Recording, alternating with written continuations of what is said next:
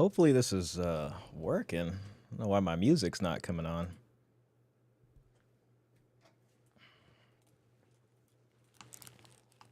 It's weird.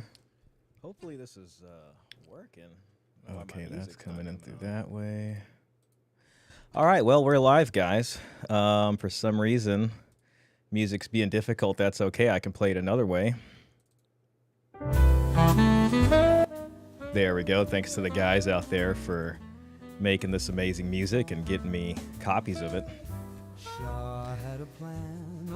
Seems Suno finally got mad at me for not doing what it's maybe signing up for it or something. All right, well, folks, if you're in here, just going to give it about 5 minutes for some of the legends to come in before we get started. If you're watching after the stream, I'd suggest skipping forward about 10 minutes or so, maybe even less. And what we'll do is get the show started by then. So, yeah, if you're here after the show, just go ahead and skip forward to the action. We got a fun show today. We're going to be looking at old newspaper clippings from England in particular. So we're going to have a fun time. Guys, if you're in here now, I would appreciate if you let me know if there's anything wrong with sound. Oh, I had the tab muted. Whatever. Here we are. That's funny. All right, looks like we had some of the pals in here already. Don J. DeMarco, hey, welcome in, brother. Let's go big, Shaw. Heck yeah. Well, we got a fun show planned today.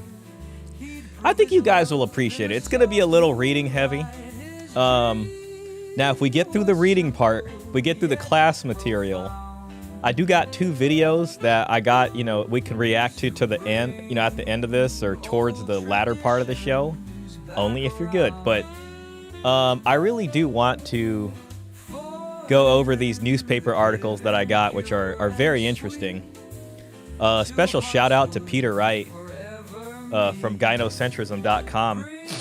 He actually went sleuthing and he found a lot of these old newspapers. So before I explain to you guys the implication of that, I'm going to let some folks file in and we'll let the music go by and then we'll go from there. So shout out to you, Ahmed. Ahmed saying the sound is perfect. Thank you, sir. I appreciate that a lot. Dan the man, it's great to see you in here, man. I feel like were you here last week? I think it's been a little while. Good to see you, man. Klaus, we don't have a show unless Klaus is here. Thank God Klaus is here. Klaus, hope everything's going good with you. Murder of Crows, gang, gang. Great to see you, Murder of Crows. Welcome in. And just going to give it a few minutes. Hope everyone's weekend's going well. I pretty much invented a new drink if you're trying to lose weight. I got some good cacao powder from Amazon. And what I got is an Earl Grey tea in here that I brewed with some half and half. And then I put like half a spoon. I guess, I don't know if it's a teaspoon or a tablespoon, whatever. Just eye it. I put a little bit of that cacao powder, not cocoa powder, but the raw, just one ingredient cacao powder in here, and I've mixed it around. And for something that doesn't have sugar or honey or any sweetener, it's like pretty good. There's a slight hint of bitterness, but it's not as bad as I thought it was going to be.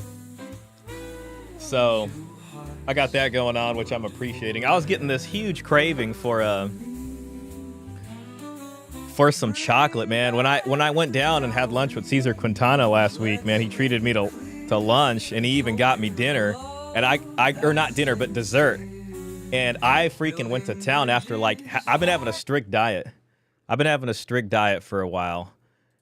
And, man, like, I had a freaking chocolate sundae over there they had on the menu, and, like, it was amazing. It was so freaking good. So I've been craving chocolate. It was, like, the first, like, sugar thing I had for, like, weeks. But I was like, it's a special occasion. So I went out and got this cacao powder and put it in my tea, my sugarless, honeyless tea. And you know, it's hitting the chocolate craving about as good as I can expect it to. So that's pretty sick. The gang is all here. Yeah, we'll get this started real. We're at 5 minutes 19. Let's just let it ride out to 10 minutes. And then we'll just get the show started. I mean, frankly, we got y'all in here. That's enough for a party, frankly. Timmy Kramer says, it's excellent you're teaching this important history. Most young men have no clue of how life was just 59 years ago.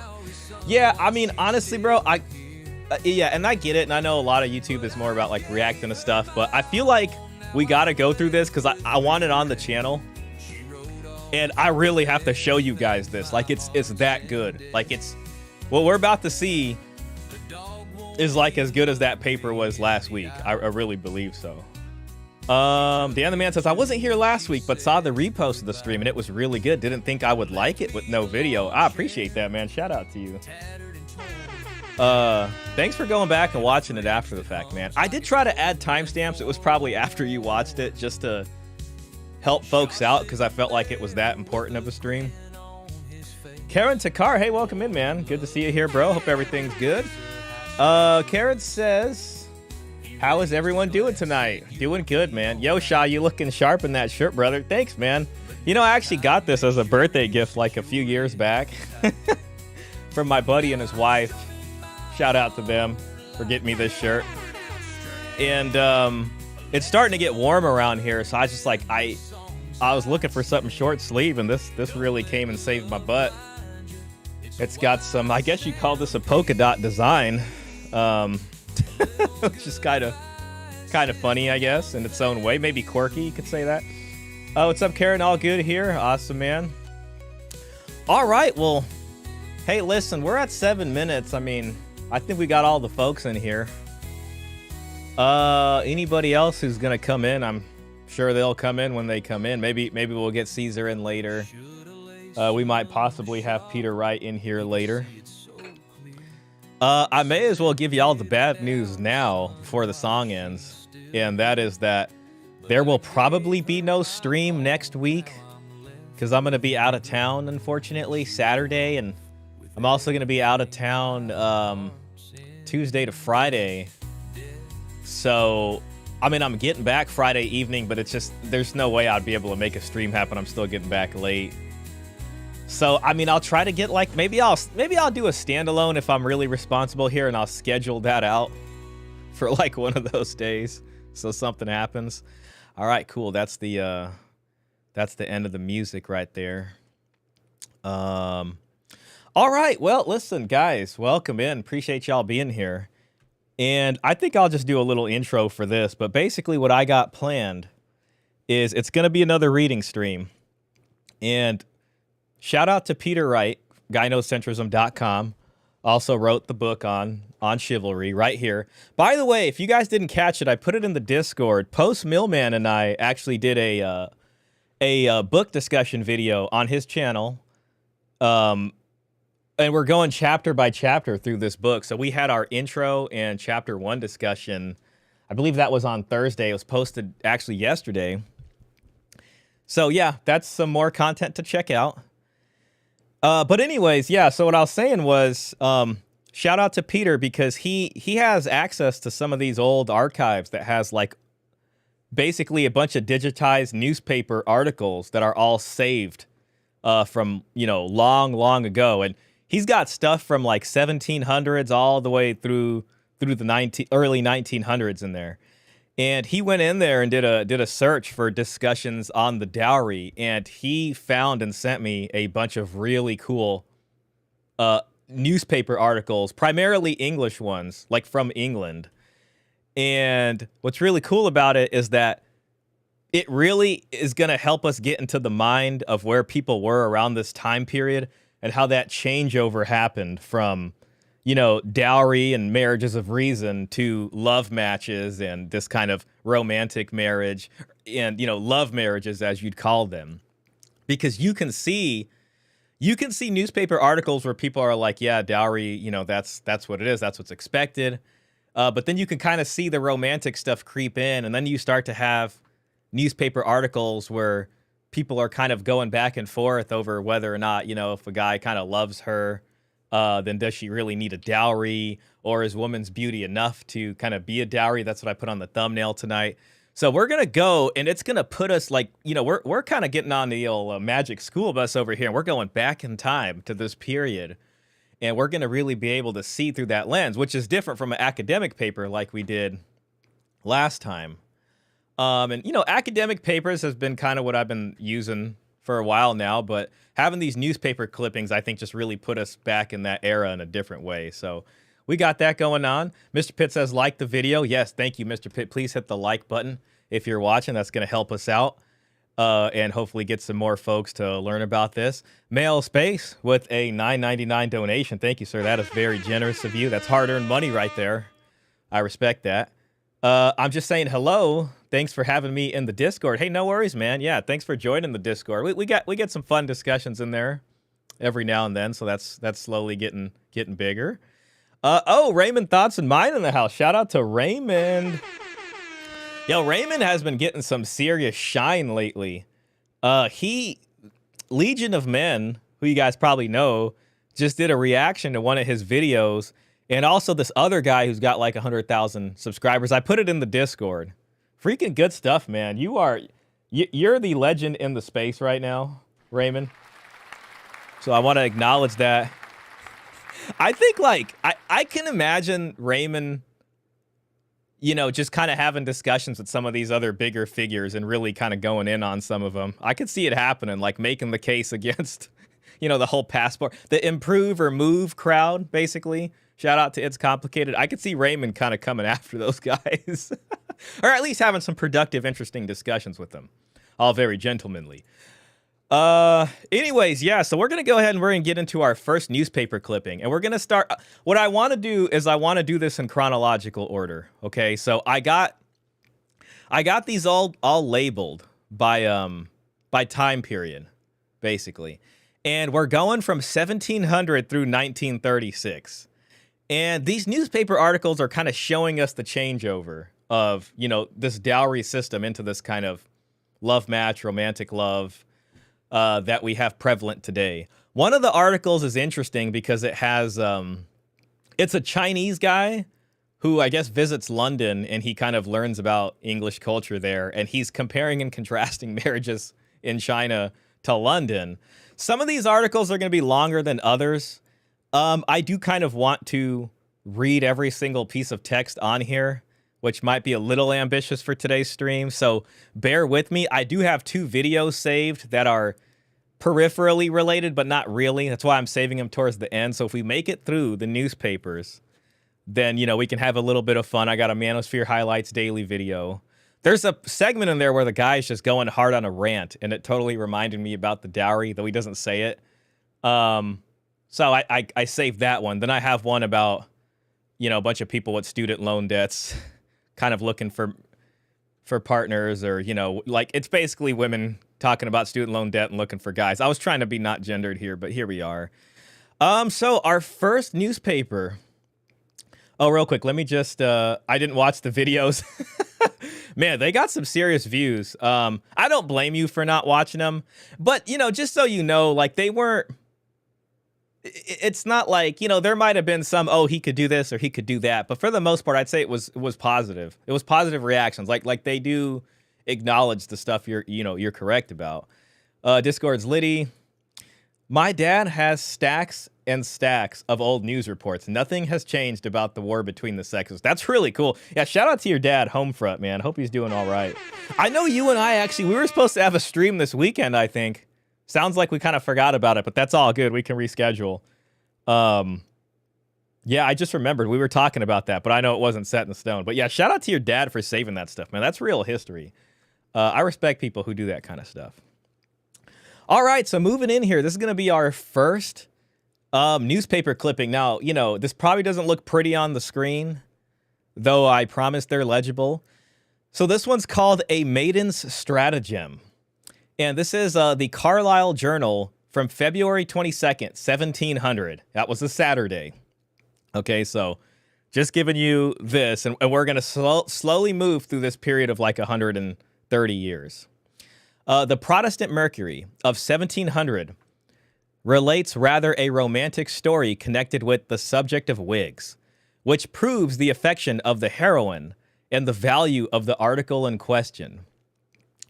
An Oxfordshire lass of great beauty was beloved by a young man of considerable merit, but far too poor to wed a dowerless bride.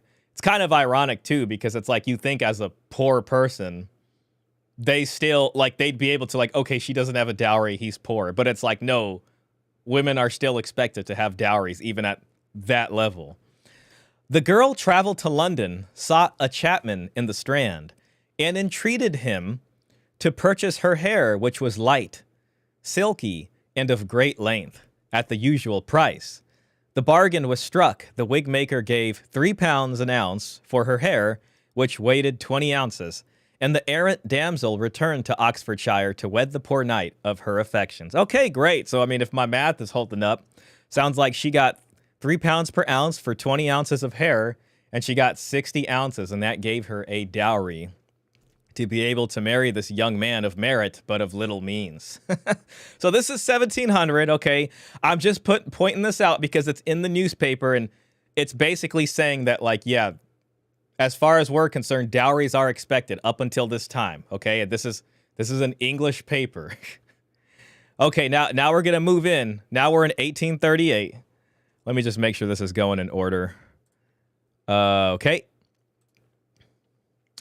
Let me just check in with chat real quick here. Okay, she's asking Raymond a question. All right, so this is from 1838. La Belle Assemblee. It could be a French one. Thursday. So this is Thursday the 1st of November, 1838. So she has, after a manner, my lady.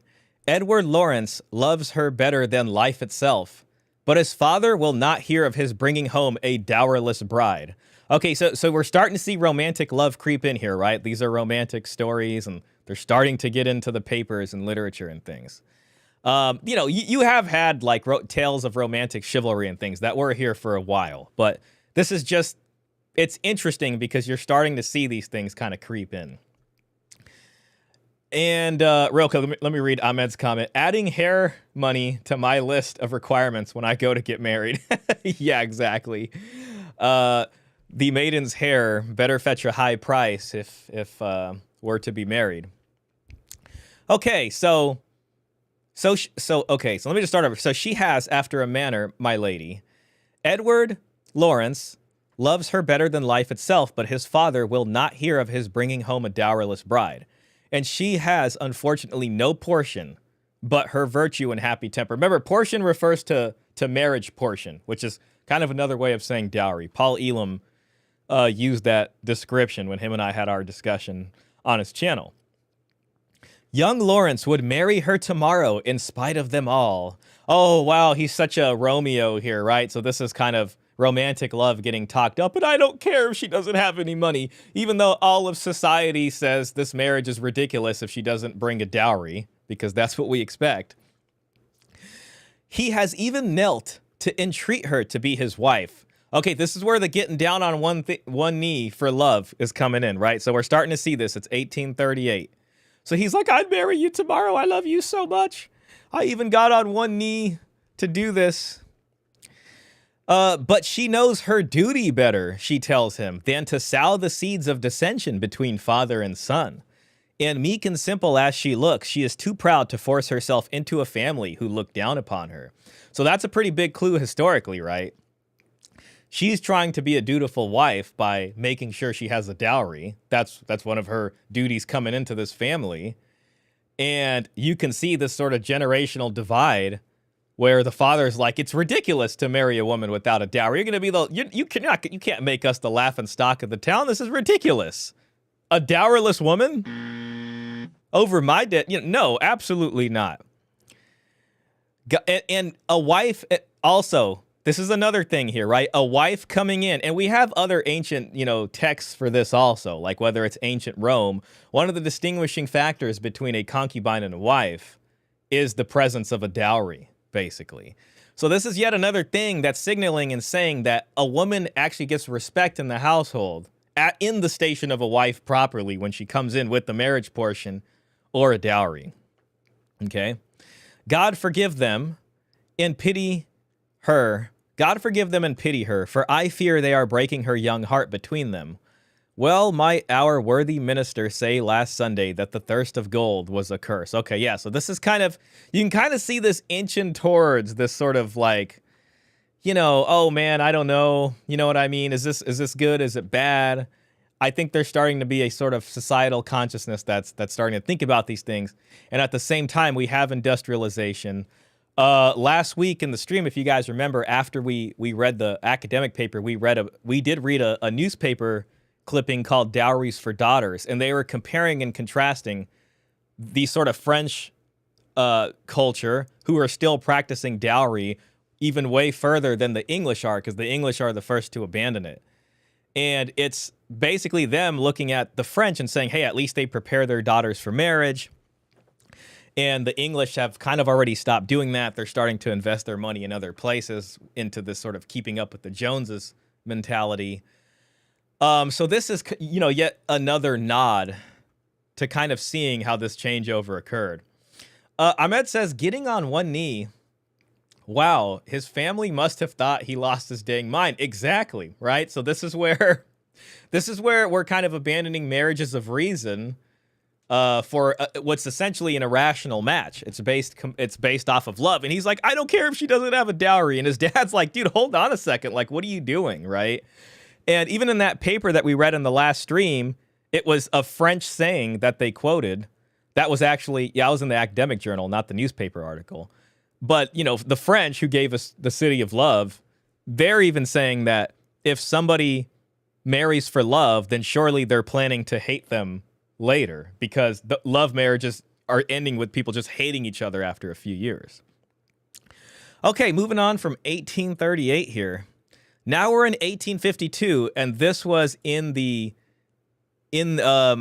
La Belle Assemblee, 1st August, 1852. Okay? And this is a poem. So, hey, shout out to us. We're reading poems here now. The Maiden with the Dowry, a page from a young man's notebook by Mrs. Abdi. So this is what Mrs. Abdi sees young men as wanting from marriage. I covet not a blooming fair with form of graceful lightness, soft smiling lips, luxuriant hair, and eyes of dazzling brightness. Indulgent tones she need not speak, nor utter phrases flowery. I only prize, I only seek a maiden with the dowry. Okay? I do not wish that she should sing Italian airs divinely, strike the guitar's melodious string, dance the mazurka finely, nor sketch with pencil bold and free scenes picturesque and bowery. To please my taste, she'd need but be a maiden with the dowry. There is a fact that I'll allow, a cut and dried expression. It is but uphill work just now to rise in a profession. Yet life's most rugged ways, I think, might soon grow smooth and flowery if to my fortunes I could link a maiden with the dowry. Beauty not long the eye contents, wit is a treacherous bubble, good dividends and well-paid rents are lasting balms for trouble.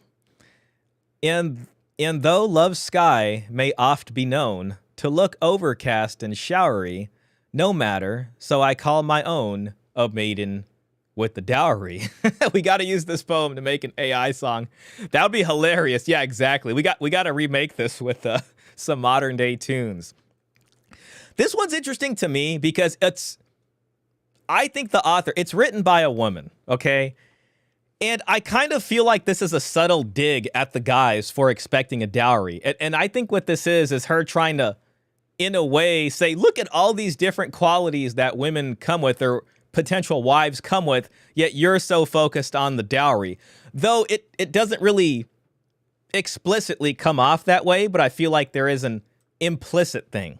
You know what I'm saying? So this is 1852, and I think this is like a kind of clever way to say, oh, look at all these things she does, but this guy is just focused on the dowry. But it's also a clue that still dowries are expected regularly, even in 1852. And this is in a lot of places all over the world. You know, in the U.S., all throughout the colonial era, it's dowries, and even up until around the same time, it's still, you know, a facet of that, basically. But England and the U.S., I think you can say, start to move away to the love matches first, especially England. England, I would say so, more so, the first. And then this starts spreading around. So, yeah, that's a fun poem. Let me just catch up with the chat real quick. Ahmed says, getting on one knee, wow, his family must have thought he lost his dang mind. Yeah. Oh, yeah, I read that one, my bad. We got to use this poem to make an AI song from that era. Dan the Man says, dowry poem sounds like another AI song idea. Shout out to y'all, man. I love the music. I like it. Like, it almost... I could see you guys doing like a medieval bard version of this. You know how like on YouTube, sometimes they have like medieval versions of songs from today? I don't know if you guys ever heard of those. I wish I could remember a channel name. But I could almost see like a poem like that turned into something like that. But whatever, man. I love the art you guys make. It's so organic. Please do whatever you guys want with that. I don't want to influence y'all too hard. But I don't know. Those videos I thought were pretty cool when they were coming out. Karen Takar asks a question here. He says, I'm curious to know, how was this idea of romantic love injected into the institution of marriage? Was it a top-down propaganda or something else? It seems like it was intentionally done to create a worker class, and the world was moving towards industrialization and the wealth was being consolidated in a different way. What are your thoughts on this, Shah? That's a fantastic question, man. Shout out to you, bro. I will say with my discussion on chivalry, romantic chivalry specifically with post-Millman, you know, we're talking about Peter Wright's book there. And it's interesting because in the beginning, a lot of it is kind of just concentrated into this small elite class, you know, because these kinds of decisions do require money, basically. And for a long time, it kind of stayed there, you know, and then as time goes on, at least from the way I see it, to map it out, you start to get these tales of romantic chivalry. The printing press comes along, you know, that starts to make books cheaper. Literacy rate starts to go up. Colonialism and the wealth derived from that start to have its impact in Europe. And more people start to be privy to this, and it starts to affect the culture, basically. And but still for a long time, dowries being practiced, as evidenced by these newspaper clippings. But there is this kind of slow cultural shift until it becomes a fast cultural shift, it seems like. And then, you know, as you get into industrialization and modernization, things start to change. Class mobility starts to change. You know, people that maybe are from lower classes can find better jobs. And that's influencing how things go. That's influencing these marriage transactions. Romantic love is starting to get more popular because they make great stories. Everybody's going to start wanting their love story, all these kinds of things. And it just kind of trails on, and these two things enable each other. You know, the English stop giving their daughters kind of dowries as they get into this keeping up with the Joneses mindset. We saw that from last week's article. And, you know, all of a sudden you got apartment buildings and cheaper places to rent. So maybe people aren't as dependent on their parents before as they used to be. More wealth is starting to come into the other classes. And then that's how you get the love match start to be democratized, right? But remember in our paper last week, when we were looking at 19th century Germany, they were already accepting romantic love as a culture, but most people were still not actually getting married that way. You know, when it finally came down to the negotiations, it was this. What's the dowry situation? Exactly. Let's get down to brass tacks here. So as life starts to get, I guess, a little bit better economically for people on, you know, the lower rungs of the ladder, that's when they're able to kind of finance these things. And then, you know, you can bring us all the way to today if you want. I mean, we have a robust welfare state, whether or not people want to admit that or not. But, you know, we definitely have one in a lot of places. And, you know, that kind of enables this sort of romantic love also. I mean, you know, a lot of getting married was also what the plan was to take care of your elderly marriage. You see that in marriage contracts in the past. But then you start to get things like Social Security. And Social Security, a part of that is, well, okay, everybody pays in, and then the government's going to help take care of your elderly parents. So then you could focus on a love match while they go retire in Florida somewhere and leave you alone. But yeah, that's a fantastic question, man. Shout out to you for that. Romantic love is a big-time moneymaker. Real quick, guys, I'm just going to open the window. It's just getting a little warm in here, and see if the cat wants to come in. I'll be right back.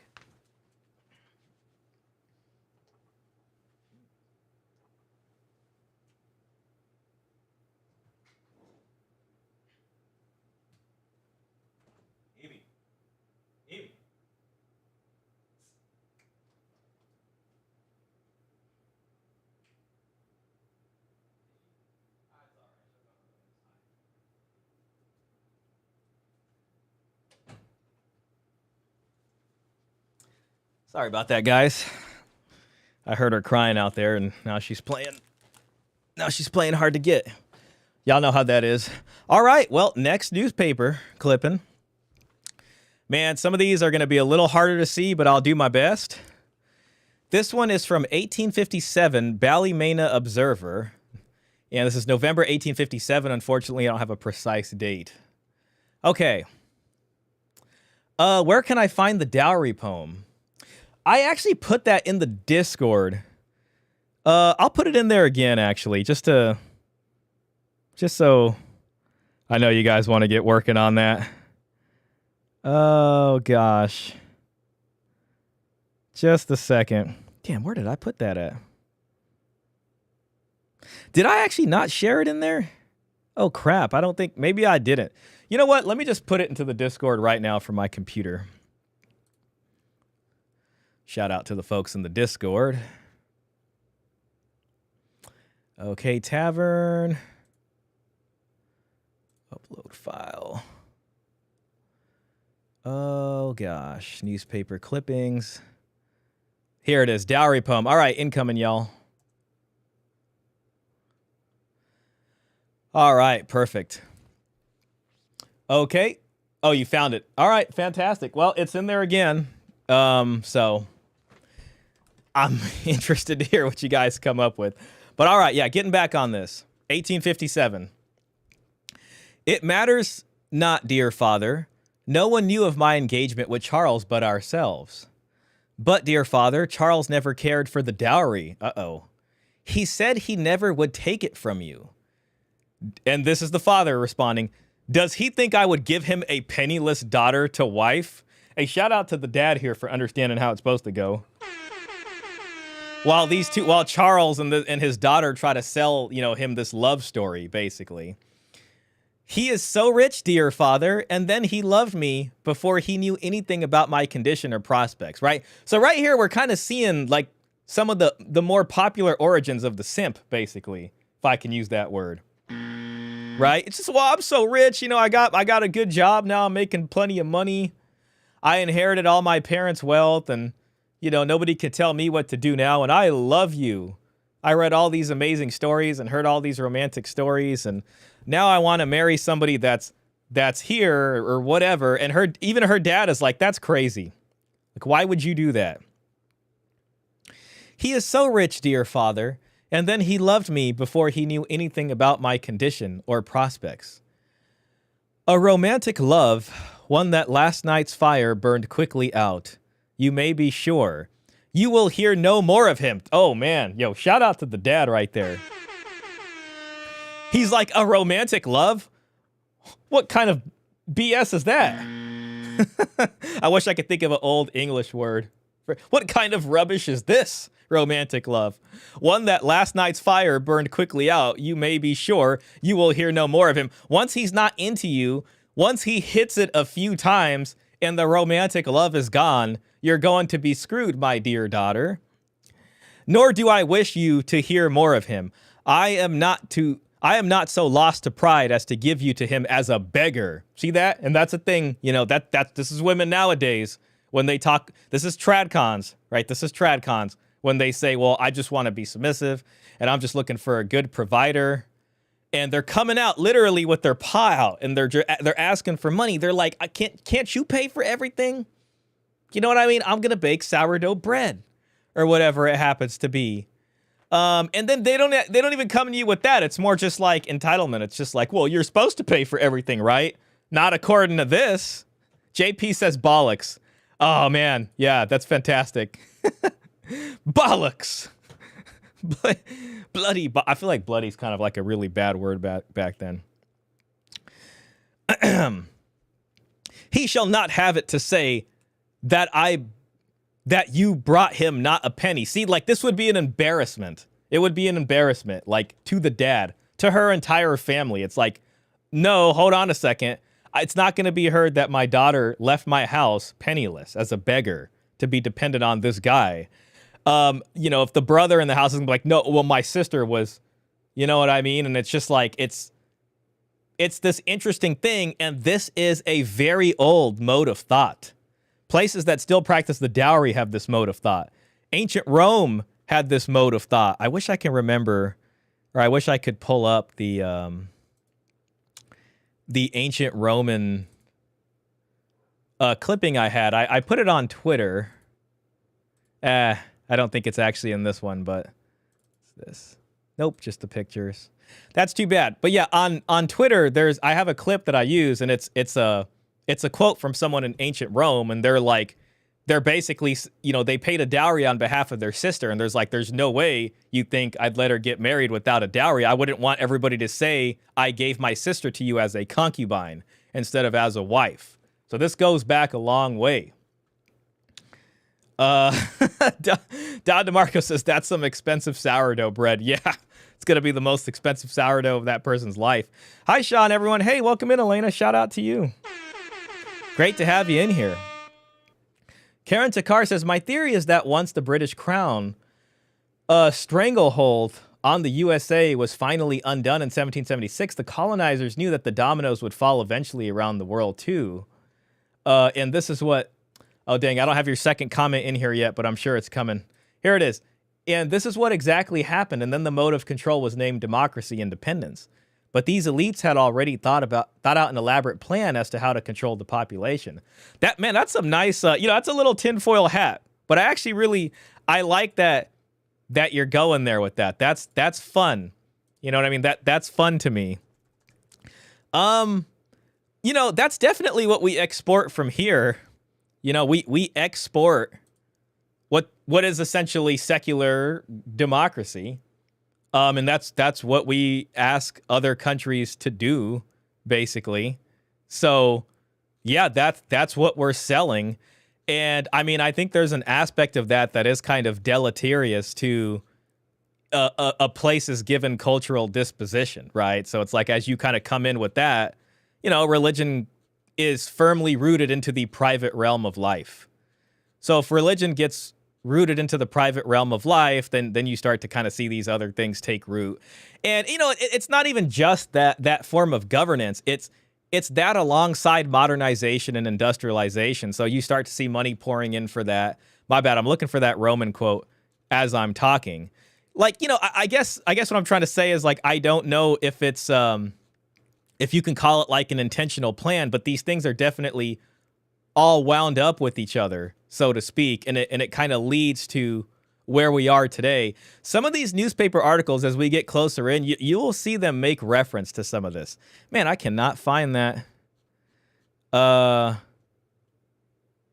cannot find that for the life of me. I thought I put it in as a reply on one of Peter Wright's posts, but I'll try one more time. I repost a lot of stuff. Sorry, guys. Hey, maybe this is just a little bit of a good break for so you guys aren't staring at text for like 15 minutes. I have it on my phone. If worse comes to worse, I'll just show it to you on the dang phone. But I was hoping to bring it up in, 1080p on here. Come on, yo. The hell with it. All right, I'll bring it up on the phone. Let me just go through my 13,000 pictures. Just kidding. I have an album with this in it. Dowry. Here it is. Okay, here it is. Right there.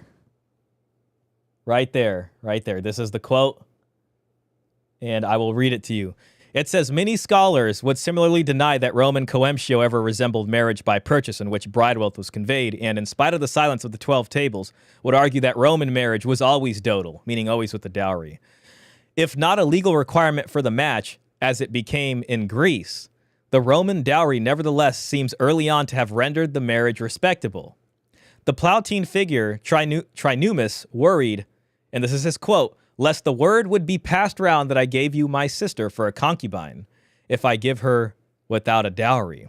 Okay, so fun stuff there, but yeah, that backs up what we're saying. Okay, all right, moving forward, guys. We're getting there. We're getting there, legends. This is important. Okay. He is too generous, dear father, but let us not talk upon this subject. So now she's trying to calm her father down. This evening, we will go to London and take pleasant rooms, and I dare say you will be happier than we ever have been. I will be with you and sing and play to you, and we will walk out together in the parks. And the father says, walk, yes, child, we shall have to walk now. Oh, my daughter, that you, the idol of my heart and my pride, for whose tender feet I thought the richest carpets of Persia too rough, that you should come to this. So the father's still upset about this situation here for her. But you can kind of see, like, the daughter is a little bit trying to convince her. It seems like the daughter's trying to convince her father, like, this is a good idea. So, you know, we're kind of moving through here. Yo, hi, Trevor. Welcome in. Hey, Shaw. Sorry for being late. Was at shops. What did I miss? Well, I'll give you a brief recap. We're going over newspaper clippings, a lot of them from England, in which the dowry is mentioned. And we're seeing this kind of back and forth between love matches and marriages of reason, which we've had for thousands of years. So lucky for you, we are only, we're not that far behind. Let's see. Email studies. Where are my newspaper clippings? Right here. So we're just about here, 1857, I believe. So we're moving forward. And okay, on to the next one. 1882. And this one's called True Love of Self. And this is in New Townard's Chronicle and Company, the Down Observer, 20th May, 1882. It was a Saturday. So you're drinking your coffee Saturday morning and you're looking at the paper and this is what you find. True love of self. While it may be true that money gives birth to love, it is not to be doubted that the young lady who is an heiress will average in a year more offers of marriage than a young lady who is not an heiress, even though the preponderance of beauty may be in favor of the latter. Young men do not marry for money, and yet the rich dowry of the bride is not generally considered an unwelcome encumbrance. A young German was once pressing his suit, and in the midst of his ardor, questioned the object of his choice as to her possible financial future. I have heard, he said, that your good father owns 2 large estates in Silesia. Yes, was the naive reply, and he owns 2 more in Pomerania. The suitor hesitated for a minute, as though to catch his breath, because this is what he was thinking. Which one of these broads has the richest father? The suitor hesitated a minute, as though to catch his breath, and then, falling on his knees and looking the young lady imploringly in the face, cried out, "And can you, my darling, doubt my affection under such circumstances?" So he's just like, for as rich as you are, can you doubt that I love you? He's basically like, oh my God, I need to lock this one down because she's got some serious coin coming with her.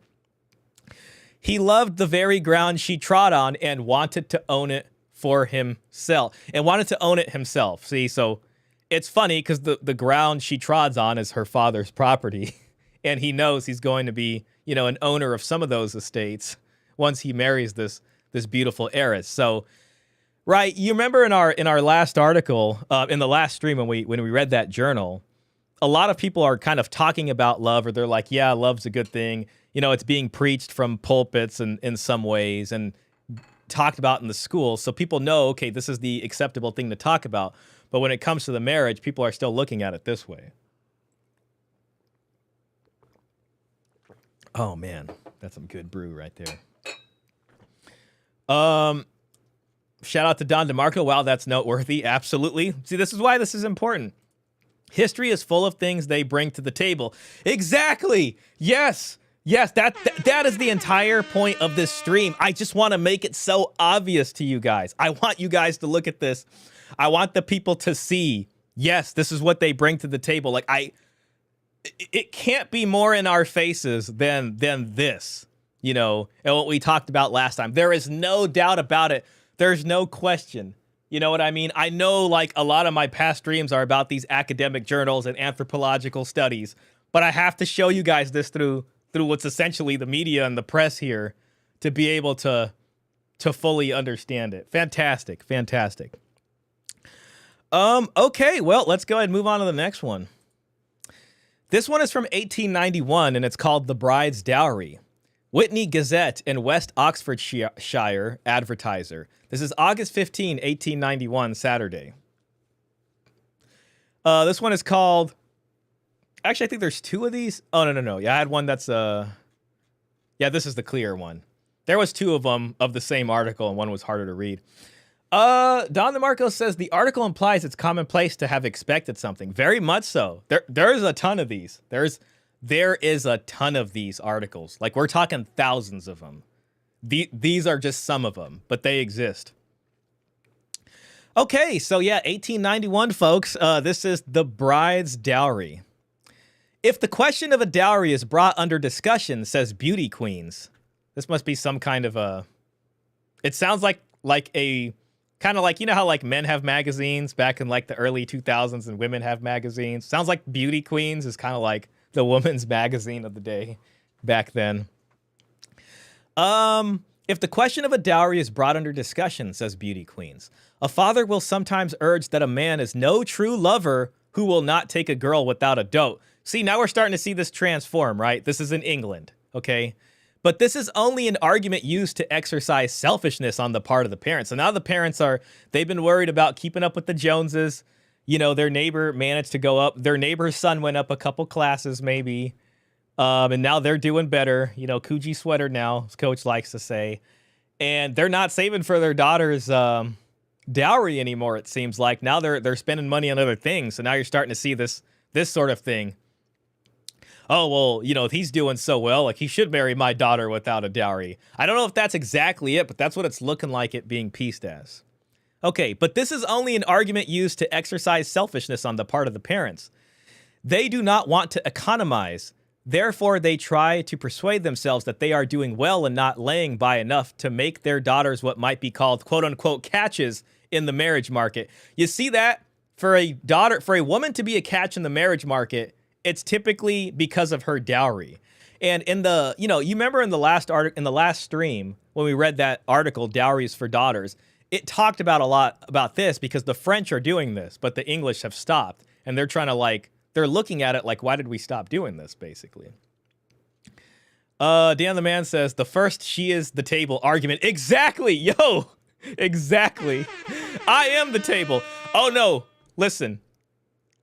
Don, I literally have an article that's called Dowry is Beauty. We have the actual article that she is the table. But yeah, I think you can say this is technically the first one because this one's written earlier, but we're going to see that one soon. So yeah, shout out to you, man. It may be that the number of marriages would not be increased even if every girl had a dote. That's another way of saying dowry. Probably it would not. There is, even in these mercenary days, love marriages are mercenary, you can kind of say. Maybe. I think that's what they mean. Such a thing is true. There is, even in these mercenary days. Okay, never mind. It might be the opposite. There is, even in these mercenary days, such a thing as true love. And a man who genuinely cares for a girl and is good for anything will manage somehow to get a sufficient income to maintain her. See, this is the improve. This is also the first, well, you know, if you just improve, you know what I'm saying, and you start working 2 jobs, and you figure this out, and you get promoted, and then you're the CEO now, then you can prove your love to her, right? Because you can be able to maintain her somehow. So now it's like we're moving from this kind of organic way of doing things to this kind of inorganic, hungry for money at a very early age with a little bit more pressure on the guy's side. This is where the gaslighting is really coming in. Still, in such cases, there are often weary years of waiting, and this might have been obviated by a little unselfish forethought on the part of the parents, who ought to be too proud to send their daughters quite empty-handed to a poor man's home. See, so they're not saving up dowries. The young men are all trying to be like, no, I'm the big boss man. You know what I'm saying? Like, I got the good job. I'm making heck of money now. But really what we're seeing on the ground is this culture shifting, but the women are having to wait longer to get married because there's not a ton of these guys out here that are going to be able to make all this extra money to be able to actually maintain this, right? So now we're moving from that last article where the father's like, there's no way I'm giving my daughter penniless to a father literally saying, well, if you actually love my daughter, then you would, you don't need her to come with the dowry, right? So this is the changeover. We're seeing the changeover through newspaper clippings. And this person that's writing about it is like, this is ridiculous. Like, you should at least be giving her something that would allow them to get married faster, instead of waiting for Mr. Right. And by Mr. Right, I mean, Mr. Gonna pay for everything. Okay, next one. This one's now we're going to be getting into some longer ones, guys. I'd say this is probably where the show really begins. I'm glad those first ones are kind of short, but we're going to have to trudge through this, guys, because, we don't stop out here, even if we got to read a lot of things, or if our knee hurts a little bit, or if it's like we're getting kind of uncomfortable. This is what we got to do. Our dowerless daughters. In the near past, constantly we hailed with well-merited applause the patriotic proclamation that, in spite of all temptations to belong to other nations, he remained an Englishman. But let the sex be changed, and without slur on our marriageable girls, it may be very well doubted if did they grasp once the material advantages that would accrue to them from a change of nationality, they would resist all temptations to hold their allegiance. So they're saying, from a daughter's point of view, if she looks over and sees the French girls are getting their dowries, then they're like, maybe it would be better to be French than English, where on the guy's side, it's different. Oh, by the way, this is 1897. It's called Our Dowerless Daughters, April 18th, 1897. Ahmed Motaseb says, actually, a man is much more likely to love and respect your daughter when box isn't the only thing she brings to the table. Exactly. And this is what separates the wife from the concubine. Modern tradcon women, they don't know this, but they're actually following a path of concubinage. Also, shout out to the 33 Secrets. He made a video called Alpha Concubines. Matt Cross. But yeah, they're actually more like concubines, basically, because they're putting their worth on their bodies and they're not coming with anything which actually renders the marriage respectable, basically. So yeah, fantastic, fantastic quote there. Or excuse me, a comment. Actually, a man is much more likely to love and respect your daughter when box isn't the only thing she brings to the table. Very, very true. Okay, a dowerless maiden, such an anomaly of civilization. Like, a woman without a dowry is an anomaly in all of civilization. If your daughter is like, if a woman out here doesn't have a dowry, like, how could you consider her respectable? Like, it's really hard to do that. And it's like, there's probably a pretty big chance she's going to end up in that building behind the tavern inn that starts with the B. You know what I'm saying? Hanging out in the tavern, looking for, travelers coming through town who might have some money on them, and see what she can kind of make happen and say, hey, hot stuff. Anybody tell you how handsome you are? Oh, my God. So, yeah. See, I'm telling you, these newspaper articles are just full of these, like, amazing quotes. Shout out to Peter Wright for making this happen. A dowerless maiden, such an anomaly of civilization among the respectable and self-respecting classes in France, Germany, and most other European countries, is practically unknown. See, this isn't some far off. Listen, I've really done as much as I can to center this discussion of dowry that I've been having since we've started talking about it and make it Western centric, right? So, I mean, right here from this paper in 1897, right? It's just like all these other countries wouldn't dare because they have self-respect. You know, what's changing? Getting to Karen Takar's statement there. In that the English girl is sadly handicapped in the race for life by being sent, not infrequently, positively penniless to her husband. It would be futile to deny. Max Aurel, in terse, emphatic language, compares the French girl with her dowry. No matter how modest her station in life may be to her portionless English sister, the dot, he says, gives to the French wife a certain feeling of independence and authority in the house. See, this is what puts husband and wife on the same level. She is somebody, her husband's equal, while in England, though she is something more than a housekeeper in point of rank, she is at the same time something less if we consider that no wages are due to her and that she cannot give notice to leave. See, and this is where the dowry is an important discussion for women too. Because TradCon women should be talking to their families and trying to get something like this. So when they get married, they have some respect on their station in the family, and the husband will give them respect for basically just not being a parasite on his life. And, you know, they indulge in the sugar that is romantic love, and then the crash happens, and then they hate each other, which a nice Chinese writer is going to tell us about. Well, you know, I think he mentions that in his article. So we'll see a bit later here. While in England, though she is something more than a housekeeper in point of rank, she is at the same time something less if we consider that no wages are due to her and that she cannot give notice to leave. And this independence of the French wife, see that independence while in marriage because of a dowry, has been of wide felt influence. It has given to France as a nation a self-reliance and assurance substantially unknown among our own great middle class. Such interdependent equality has bred a spirit of respect and esteem between husband and wife, whose limits it would be absolutely impossible to define, and it has strengthened the spirit of comradeship, without which married life must prove a failure.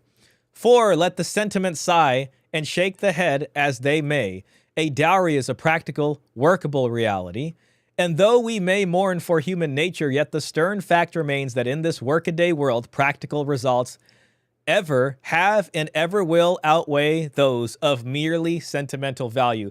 And this is the debate, guys. This is why I titled this Dowry Debate, because you're seeing these articles where people are questioning about it.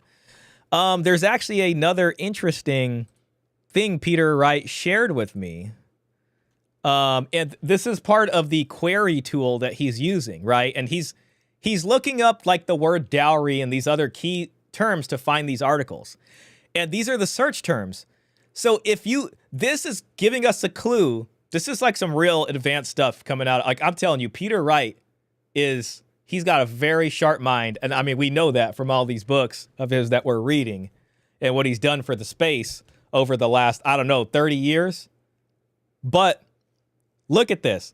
When he's querying in this database, you can see where the discussion was the biggest.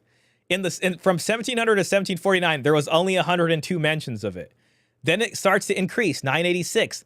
Then it goes to 23,000.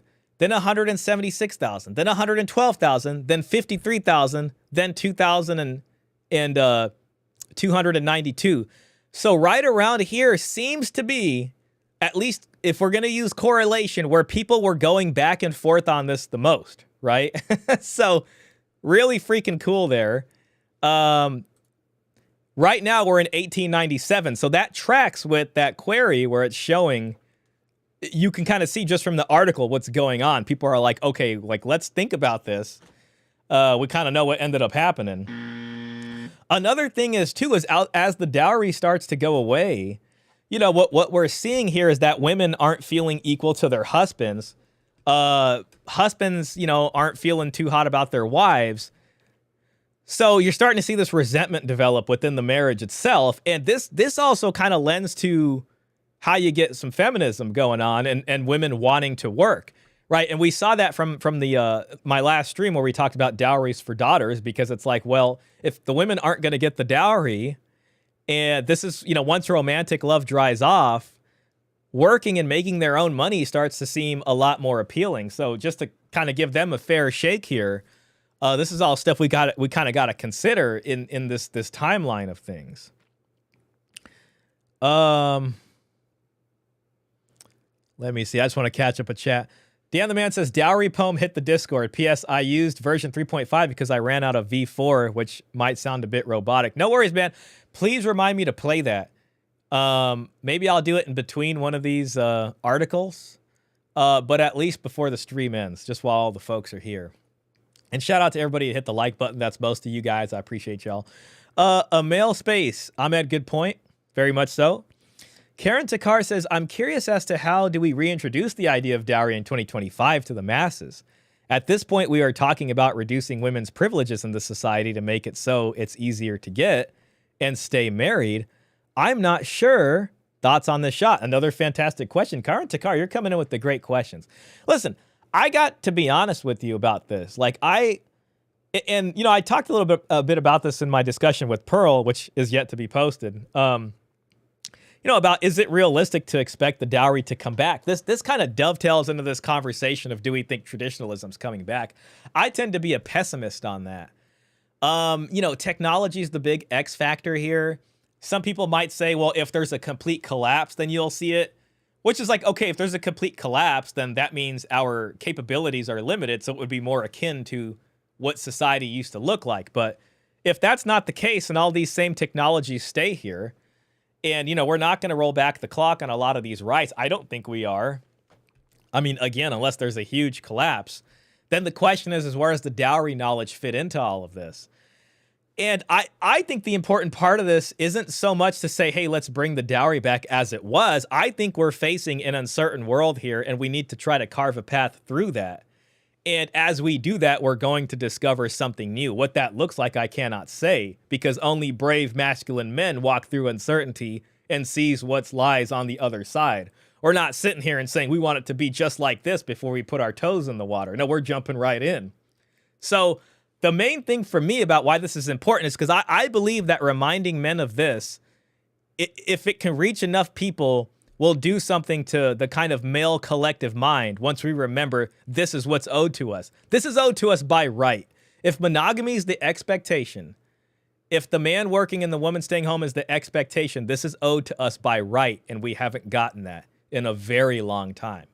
So I think what this is going to help us do is help us negotiate marriage in the future in a way that's fairer. But that being said, it does look pretty dang bleak out there. How many of these women do want to get married? I think it might be a top-down issue where it's like if you have these guys on the top, yeah, they might be sleeping with a bunch of women, but marriage is always a different discussion. Family creation is always a different discussion. And if they're going to own a ton of property, there is this issue of property transmission, which I think could create an incentive for the guys up here to say, I would consider getting married, but this is what I expect. Now, if you get people on that level and they're starting to do that, and they're actually monogamous, I have a very, pessimistic view of that being the case.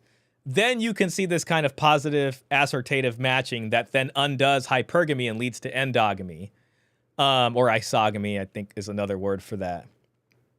But short of that, we'll see. If anything else, this is a good test to say, well, okay, you say that you're looking for a good woman. Here's the offer on the table. If you don't take that, then it just means, all right, well, I guess we're not a monogamous society then, as it stands. So we'd have to go from there.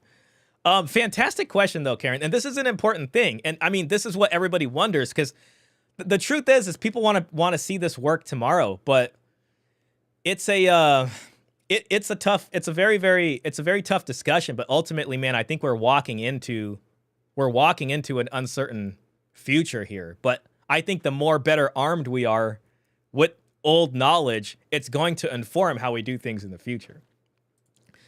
Don DeMarco says it would be tough to reintroduce the dowry. Parents don't have much. Yeah, I know you got people out here with student loans, or they don't even have any savings of themselves, and parents aren't even together. So the household, exactly. What dowry? I mean, the parents are split up. The daughter's been gaslit by her mom to hate dad. If dad even wanted to give her a dowry, child support and, the system and the family law courts and fighting for custody probably took it all already. We are in a position, guys. Now, that being said, I mean, I do think there are, an element of some people who may be able to take advantage of this. At the very least, people who are down here on the bottom can maybe have a more straightforward conversation with women. But, it's almost like if you kind of want the dowry to come back to an irrational degree, it can kind of offset the irrational sort of high expectations of the woman.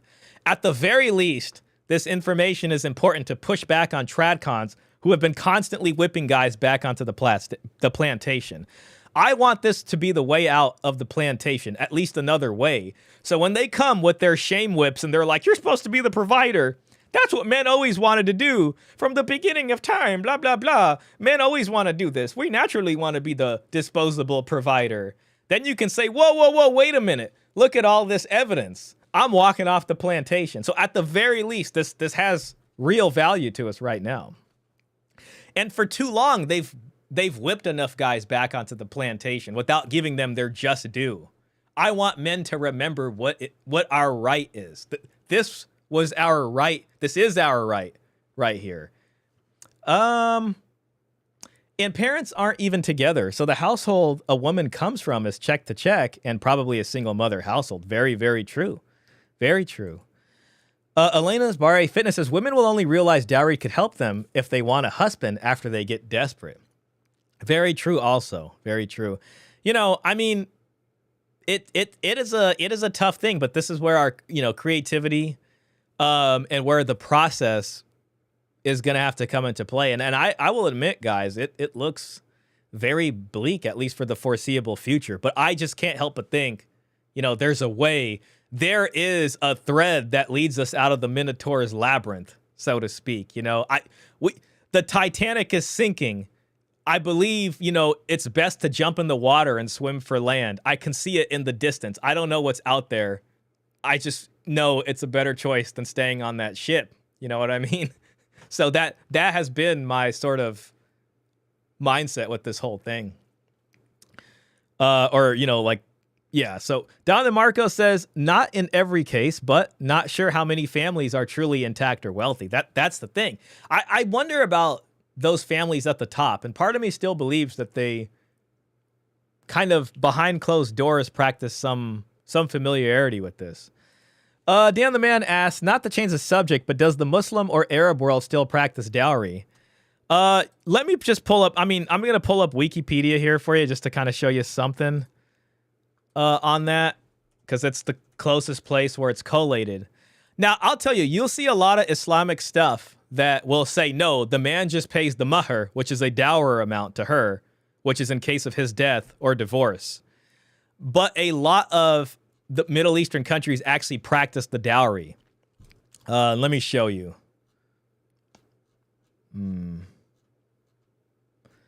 Okay. This is India. We're going to pass that real quick. Bangladesh. Look, Pakistan. Dowry is called jahez. So remember this word jahez. A 2014 Gallup survey in Pakistan found that 84% of Pakistanis believe that dowry plays either very important or somewhat important role in marriage, while 69% believed it is not possible for a girl to get married without a dowry. Okay, so Islamically, it's different from what we see in Western world. Because in the Western world, traditionally, the woman gets her marriage portion, but then that's it. There's no inheritance for her at the death of the parents. The inheritance would then go to the sons. Islamically, it's different. Women get a half share of inheritance, and then they also get a dower from the husband. Okay, and this is also because divorce is something that's possible for Muslims as well as Jews. But for Christians, divorce isn't something that they would want to do. It's not allowed, per the religious beliefs. And another thing to note about the Islamic world is that it's 99% monogamous. Yes, there is polygyny, but it's to a very, very small degree. So if they're practicing something like jahez, then you tend to see it move towards monogamy. But it is very much prevalent. So that's Pakistan. Afghanistan. All right, it doesn't get, this is as much as it gets right here. Dowry is called jahez in Afghanistan. See, that's the same word. And is separate from mahr. Okay, and then Shirbaha is bride price. They have bride price if they're so poor that they'll sell their daughters. I was just reading a paper about this. But for the most part, if you're not, there's going to be Jahez here. Iran. Dowry has existed in Persia for over 1,000 years and is called Jahezia. See how that's related? Or Jahez. So remember that word if you're wondering about the Middle East. Turkey. Dowry is known as Jahez, similar to Jahez. Okay. Okay. Yeah, and Jahez is the property and / or money the bride's family gives the couple at marriage. Okay, see that? Azerbaijan, Jahez, same. Tajikistan, sometimes expected there. Egypt, dowry is known as Jahaz. Okay, so this is the property a bride is expected to bring with her at marriage, and it is different from the dower paid by the groom to the bride per requirements of Sharia. Jahaz is observed in rural and urban Egypt and is typically negotiated between the groom's family and brides. And then you can see, it includes furniture, these kinds of things. This is going to depend on the class of the family. Families begin collecting dowry years before a girl is betrothed. Many Egyptian girls take up jobs so as to save money necessary to meet the expected dowry demands. Now, I'll tell you, a lot of Islamic content on YouTube is pretty gynocentric. You wouldn't think that, but it actually kind of is. So they don't mention this. But anybody from the prior generation remembers this word Jahez. So it's there. Dowry is a traditional practice in Morocco, or traditional and current practice in Morocco, and it's called shura. So, I mean, listen, man, that we just went through like a lot of countries of the Middle East: Pakistan, Afghanistan, Iran, Turkey, Egypt, Morocco. That's a pretty big stretch right there. So, you're gonna see different stuff, but there it is.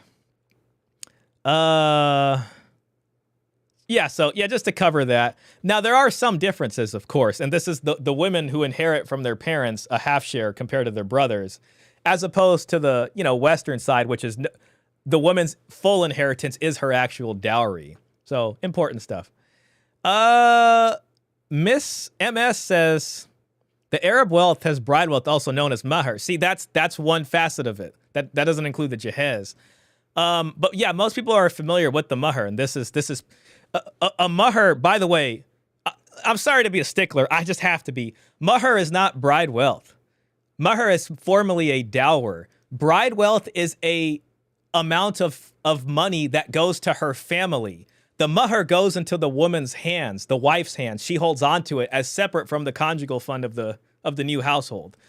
A bride wealth formally is an amount of money that does not go into the woman's hands. It doesn't go into the bride's hands. It goes into her family's hand. And then that becomes a circulating fund so that they can use it to, essentially help another son in that family find a daughter of another family to get married to, and then it goes around and around. So just to clarify terms there. But yes, they do have the mahr, and that's etymologically related. It is, it's said to be etymologically related to mohar, and the old Hebrew words for that, and that's what you're going to see in the Old Testament and things like that. So fun stuff, man, fun stuff. Ahmed says, no, we have the mahr. We give the woman money for jewelry and whatever she wants to use it for. Okay, so we just covered that up a bit. Elena says, ask her mother for the money. She got alimony. She should support. Shout out to Elena. Elena comes in here and hurts feelings for, people. Oh my God, I'd hate to be on the receiving end of that comment. Yeah, I mean, if you chase the father away and then said the father can't freaking see his daughter at all and can't have a relationship with her, and that he's abusive, and then he has to spend all this money on custody and then not get custody, and then all the money's gone because it went to some family law attorney, and then there's a transfer of wealth that should have went to the freaking dowry for his daughter, goes to the mom, and she spends it on hanging out with her new revolving door of boyfriends that's coming in. And then little Susie grows up, and she's just like thinking about making an OnlyFans at age, as soon as they become 18 or whatever the deal is that they're doing out there these days. It's a freaking mess out here, guys. But hey, man, shout out. I got my $40 CRT TV that I found on the internet, which is amazing. I got a Nintendo Wii there, a PlayStation 2 and 3, and man, we've been having a fun time. I got a bunch of old DVDs. It's good times. I fly my drone. Shout out to Cesar Quintana. Cesar Quintana's got a bunch of drones. We're having a good time. We're doing all right. Shout out to the MGTOW legends out here. Ahmed Mutaseb says Maher is a terrible idea in my opinion. Make dowry. No, they do got it in the form of Jehaz. Elena Barre Fitness says she should.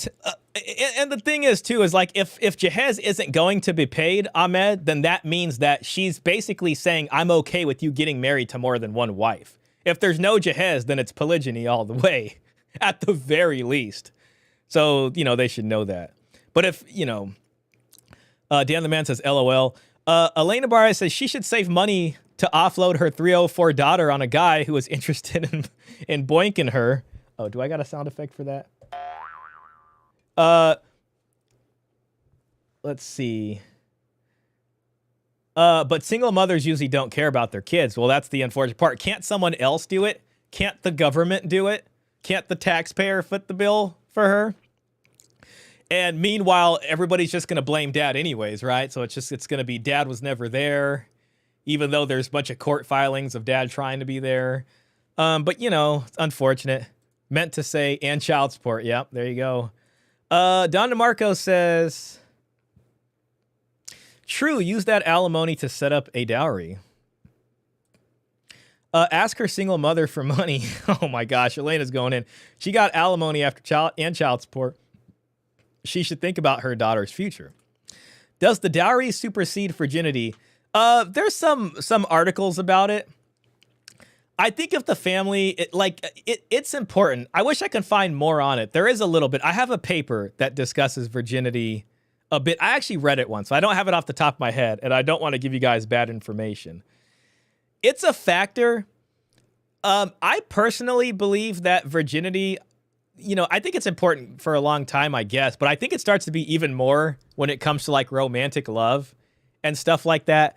But I think things like the dowry can actually offset a woman's virginity status, given it's the same thing with beauty. That's how I look at it. It's the same thing with beauty, in the sense of listen, a woman who's not the best looking, but has a sizable dowry might actually attract more suitors on the marriage market.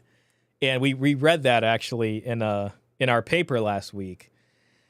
I think it would be the same thing with that. I think that people would make a big deal of it though if they're trying to add that into the package. Look, she's beautiful. She's this. Here's the dowry. Let's try to move a class up. If they're actually trying to be hypergamous with it, it's possible. But there is some stuff I've seen in the literature about it, but not a lot. Good question, Mad Villainy. Shout out to you, man. I feel like I haven't seen you in a while. Elena Fitness says dowry could be a price to pay for women to close their eyes on her body count. There you go. Listen, I mean, I don't know. You know what I mean? You got to wonder, how do these ex-prawn stars get married out here? I want to see the finances. I want to see who brought what to the marriage, who paid for the house. Maybe that's what they're doing. They use the money and some guy's like, well, I don't know. Maybe they're willing to take the deal. I want to hear what the negotiation is. Robert, I love you, Robert. Shout out to you, man. Says LOL Jiz. Robert, man, it's been a while since I've seen you. Robert's the freaking man, by the way. Just so y'all know. The higher the body count, the higher the dowry. It better be. And I mean, listen, it's a disaster out here. So it's just like, yeah, if it's not going to be that. I mean, there's histories of queens who are essentially, not virgins because they've I think it was Eleanor of Aquitaine. I can't remember, but she, basically her dowry was this large province of France, which was very had high incomes because of the, what the land produced there. And she was first married to the French king. I can't remember which King Louis it was. And they had 2 daughters, I believe. And then they got an annulment. And her dowry was so big, she actually ended up marrying the English king after. And it was such an issue for the French because now this province of France is effectively under the control of the English, regardless of her, virginity be damned, whatever. It was just too good of a deal. And that was a monkey on France's back for a while. I think it led to the 100 Years' War. So, virginity is probably one aspect of that. Part of me wonders if virginity kind of gets glorified with romantic love. I definitely think, Christendom, obviously with, no fornication outside of marriage, I'm sure it was a thing, but I think virginity, I feel like gets elevated to this other level of once like romantic love comes in and this, love and this spiritual kind of love or whatever, Karen Takar says, it's very interesting that in Egypt, women take up a job to collect dowry. That shows women are focused on marriage and family. That shows women are focused. Sorry, I got the small chat in front of me. Are focused on marriage and family as opposed to being a boss babe. Yeah, I mean, it's probably the same in India. India has a tough situation because I frankly think because of foreign influence and a lot of these, sort of globalist feminist organizations, it's led to a formal dowry prohibition in India. But, a lot of the culture, I think, still believes in it. That's ancient Hindu religion right there. So I think a lot of people would still look at it some way and respect it. But, it's like when a daughter is born into a family, the family is thinking about her marriage. And it's like they're putting something away. If you're a responsible family or in a respectable one, that's what they're doing. But it sucks because since it's formally illegal over there and prohibited, then it's like it just sucks because they can use the family law court against you and that. And I watched a discussion on Paul Elam's channel with this guy. I think his name was Vasant, and he was talking a lot about that. Karen says, if women in the West had this mentality, then we wouldn't need to have this discussion about dowry. Yeah, unfortunately, people just forgot about it out here. Man, chat's going hard. I kind of want to get to the next article, but let me just read a few more of these. Might as well use that money for a good purpose, right? Salutations, Nix. Hey, great to see you in here again, man. Ahmed Watsab says, so the dowry comes from the bride's family. Yes, exactly. It is an endowment to the bride to help with the conjugal fund. The husband takes that and gives a small portion of it as a bride. No, he wouldn't. I don't think formally he would take a dower, or he would take that. He wouldn't take it from that. It would still be of his own wallet that he gives the meher, because at the time of signing the marriage contract, they are negotiating the meher, basically. So that's in there. That should not come from her dowry fund at all. If that was the case, I would say that's done incorrectly. It wouldn't be respectable to do that. And what's interesting about dowries is it's not something that's formally mentioned in the Quran. Basically, it only talks about the meher and the inheritance, I believe. But it's interesting because the Bible is the same way. It's pretty much bride wealth in the Old Testament, and there isn't really this discussion of dowry yet. Christendom and the ancient Hebrews are practicing dowries pretty much right after all that stuff, and it's because now you're going from polygyny to monogamy. So it's like, even though the Bible never really mentions dowry in that sense, they're still doing dowry from the top to the bottom in these societies. It's kind of interesting, and I actually kind of appreciate that, because to me it means that marriage transactions aren't specifically defined so much by religion, and it still kind of depends on the sort of economic circumstances of any given civilization. So all good questions there. I appreciate y'all coming up with these great questions. People, men included, on X, this is from Male Space, says, are now shaming men for not wanting to marry sluts. Yeah, they are, man. They are. The gynocentrism and the simping runs deep. I wonder why men would join in on this. To be honest, Male Space, I think that gets into a conversation about masculinity and what men believe masculinity is now. And what parts of masculinity are culturally determined versus this kind of something that maybe rests in a biological aspect of it. I do think aspects of masculinity are dependent on the circumstances of the culture. And you got to remember, a lot of guys are gaslighted, and to believe certain things that we're finding out is untrue from these newspapers clippings here. And so that's kind of how the whips work, you know, the shaming whips to get back on the plantation. And I'm trying to give men a shield to these whips so we can make it off the plantation and just dip out, you know. MS says it would be very hard to reintroduce the dowry back into Western societies. It would be viewed as patriarchal by the gynocentric culture prevailing in the West. Yeah, I agree with you. I mean, and this goes back into whether or not you believe traditionalism is coming back or not. And, you know, I don't want to sound like a pessimist, but I don't believe it is. I mean, barring some kind of complete collapse that throws us back into an older mode of living, I do think a lot of the technologies we have now are here to stay. Birth control's probably not going anywhere and things like that. I mean, we'd have to have a serious, like, fallback. You know what I'm saying? Like, I don't know if that's going to be the case. I mean, it would have to be Flood 2.0 out here for that. Like, you'd have to only have the pyramids and, like, Mount Rushmore left. And, like, that one thing, I think it's in Norway that has all the seeds in it. The aliens would have to come back here and get us jump started again. You know what I'm saying? Like, I don't know what it would take. Didn't Mia Khalifa get married? I don't know if she did. I don't know. Maybe she did. Maybe she did. Huh. It sounds, I don't know. I'd have to look that up. If any of you guys know, Khalifa got married. Oh, they're right in the next chat. Khalifa got married and then unmarried. Oh, well, there you go. How do you feel about the kids of the corn stars being bullied at school? Man, yeah, you know, that's a really unfortunate thing. Unfortunately, you know, it sucks, you know. I guess the question is do we shame the parents for doing that? Do we try to stop the bullying? You know, ultimately, I think it all goes down to the kids having to, you know, anybody having to fight back against a bully. I feel bad for them. Do I see it stopping anytime soon? Not so much, unfortunately. You know, unfortunate. I don't like to see people get bullied, man. That's the one thing I can't stand. You know. Karen Takar says, since we are reading old news stories on dowry, I was wondering what kind of Christianity were the Brits following.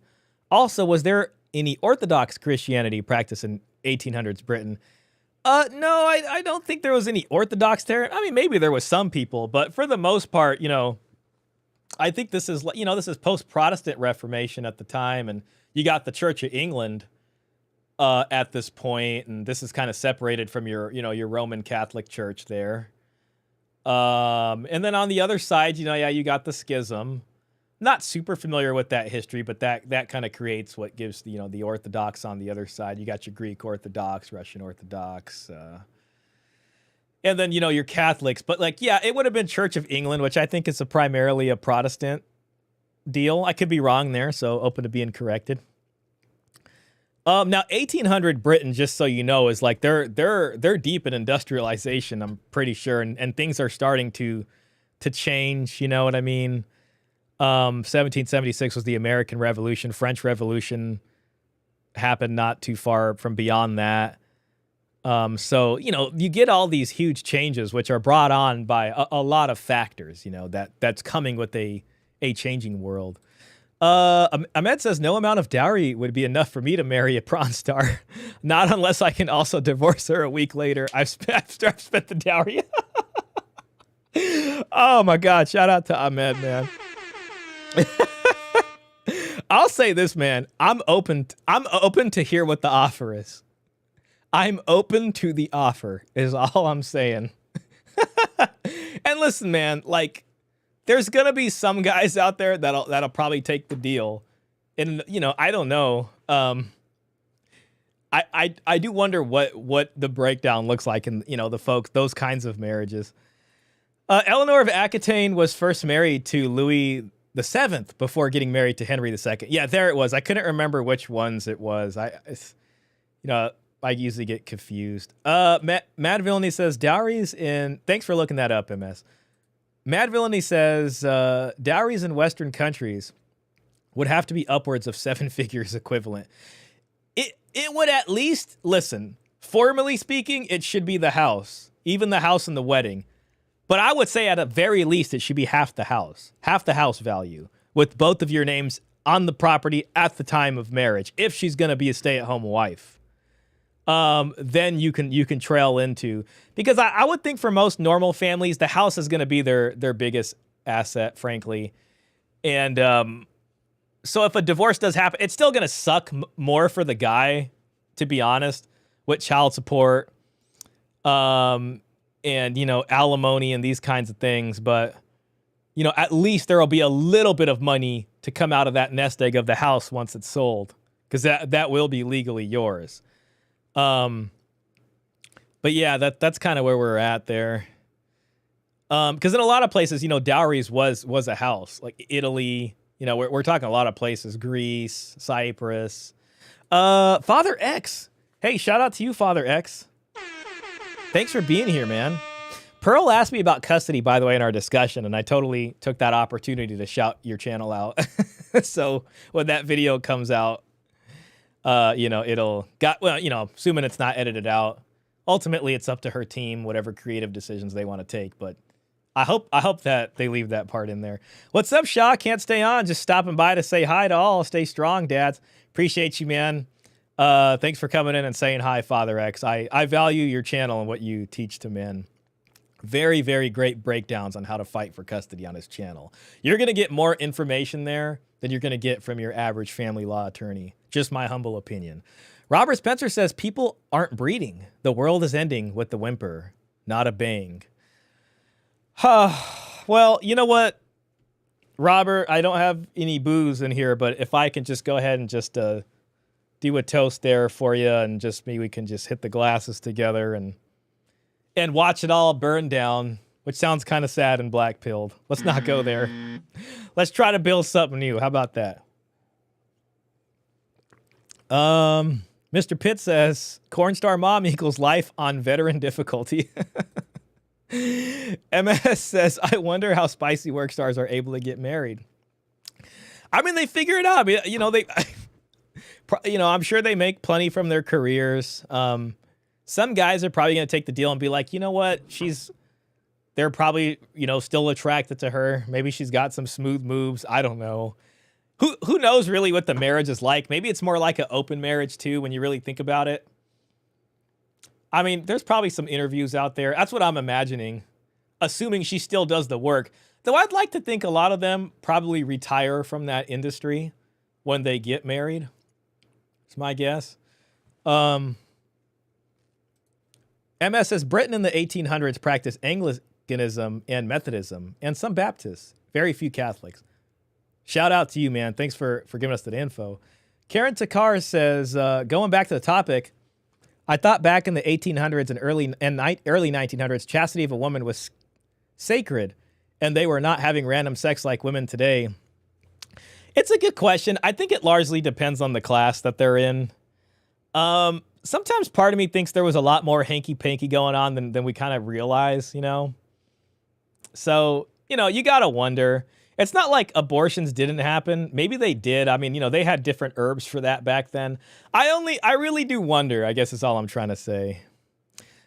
Anyways, man, I'm gonna try to, I'll take one more comment just from you here. Hey, Shaw, I had sent you an email this week. Not sure what's the best way to reach you, so I also DM'd you on Instagram. I hope it's not a bothersome. No worries. I didn't see that, so I'm not ignoring you. I will go check after the stream. My email is typically pretty good. In Instagram, it always puts it in this other folder of that I don't see, like it doesn't notify me. I have to check like the request folder. But I promise I will go look for it. I'll do my best. And if I don't, just send me another email. It's totally okay. Been watching behind the scenes for a while now and finally saying hi. Hey, man. Well, I appreciate you coming in here and saying hello. Or if you're a lady, hello to you too. Is that your channel there? I'll have to check you out.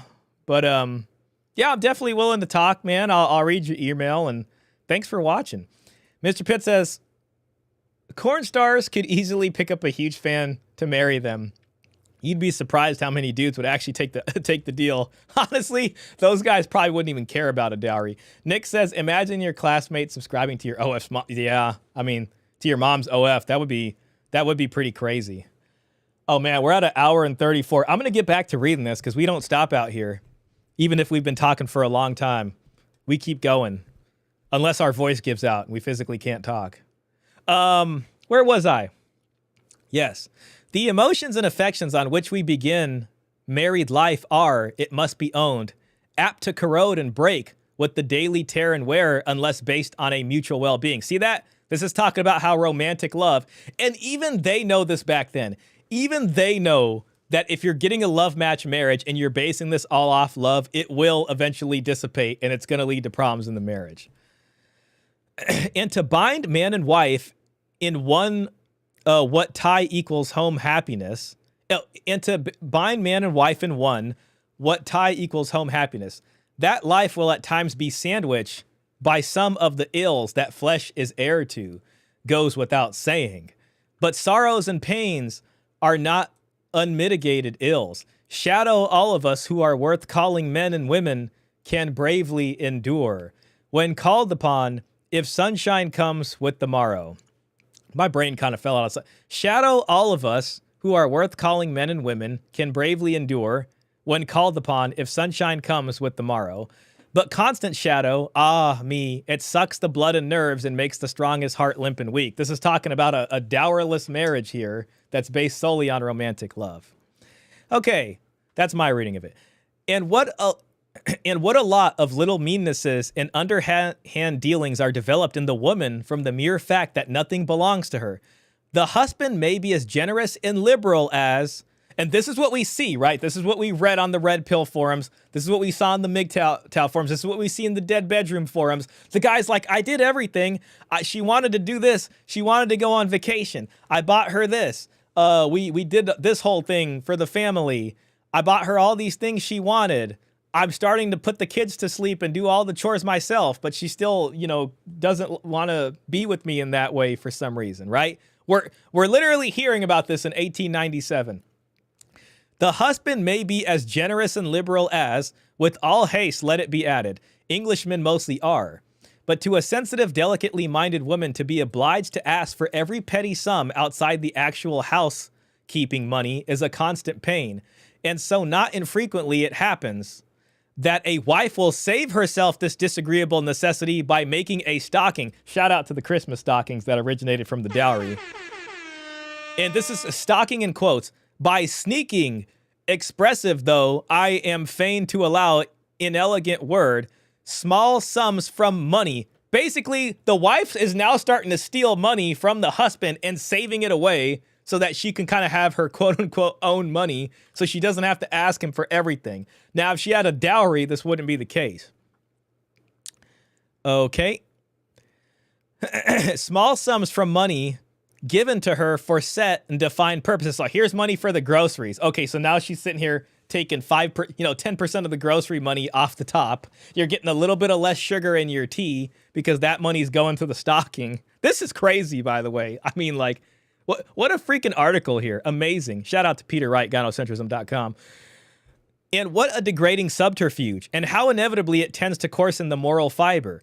Moreover, it means many a little stint in the household fare, which is borne grumpily by the man. This is the marriage the tradcons want you to have, by the way. This is what tradcons are selling you. Moreover, it means many a little stint in the household fare, which is borne grumpily by the man as he feels he is defrauded by his just dues. Now the wife's got resentment. The husband's got resentment. Romantic love, we don't even know what happened to that. It got taken away with last week's trash day. It's gone. Defrauded of what he in truth has paid for, and as many a wife will sorrowfully own, often this has been the first little rift within the lute that by and by has made the music mute. The husband becomes suspicious. If he is deceived in one thing, why not in others? Okay, so she's stealing from me. Is she cheating on me too? What the hell's going on? And thus affection wanes.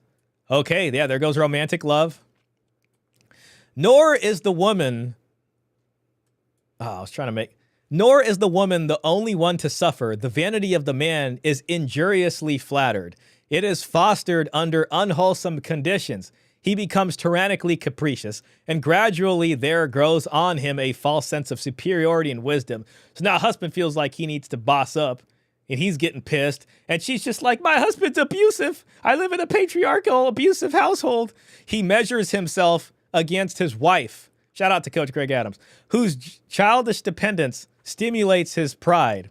He measures himself against his wife, whose childish dependence stimulates his pride, and naturally the balance is all in his favor. It were worse than mustard without beef, to point out the defects and not show how relief may be sought and found. For the woman of today, little can be done, but for the woman of tomorrow, for our own little children, marriage may be made of more roseate hue. It were well indeed if we took a leaf from the book of our nearest neighbors and did as they do. Now they're talking about the French and they're like, hey, maybe we should go back to the dowry system, guys. The romantic love match thing, it's not looking too good. Maybe we should go back to the dowry. This is literally them in 1897 trying to figure this out. This is the debate. This is the appeal to the people, that are reading the newspapers. A Frenchman and his wife from the day of a daughter's birth, no matter how modest their means, begin to save small sums for her dot. French for dowry. Father and mother save together. Look at that. They're both working together because they're like, we got to give our daughter a future here. We care about our children. There are no surreptitious little pilfering. See, like the mom's not stealing from the dad. Like there isn't all this sneaky stuff. There isn't people in the house that have their own agenda. They're working together as one family. Each practices economies. The father, this means being frugal. The father, by many a self-denial. Who cares about keeping up with the Joneses? I don't need that brand new BMW or whatever the BMW carriage was back then. Maybe it didn't need to be the nicest horse that didn't have a spot on it anywhere. Maybe we take the horse with the spot on it and, the carriage is a little bumpy, but we're doing this for our daughter. To be honest, most of those carriages were probably pretty bumpy. Possibly in the form of pipes of tobacco or cigars. Oh, man, you got to give up the tobacco and the cigars? But listen, if it's for your daughter's future, then giving up smoking is what you got to do if that's what you got to do to save money. Half pints, or the French equivalent.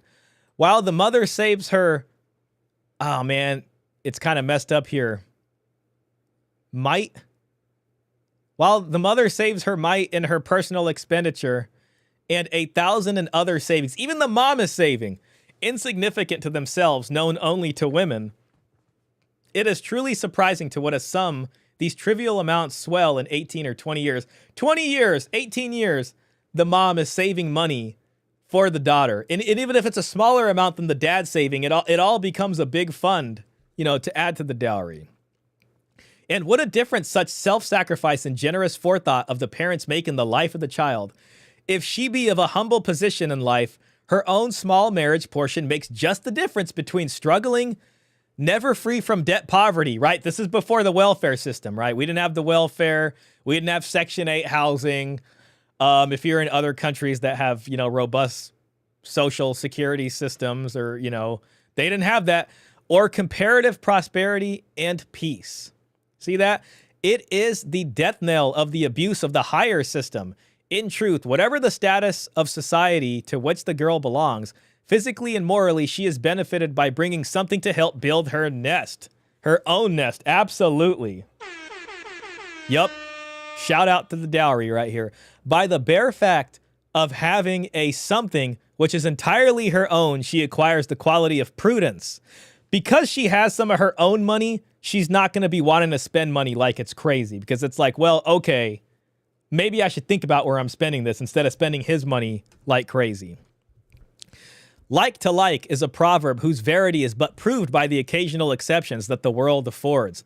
A girl with a little money attracts to herself a mate of promising and rising abilities. If you want a guy that's going to have a good job and have a good income potential, then you should have something yourself. I mean, here it is. And that the man in turn is elevated is an assured fact. For let it never be forgotten, it is the woman who raises or lowers the moral standard. Man, more particularly in married life, lives up to her requirements. That could be a little bit of gynocentrism, but I'm going to allow that.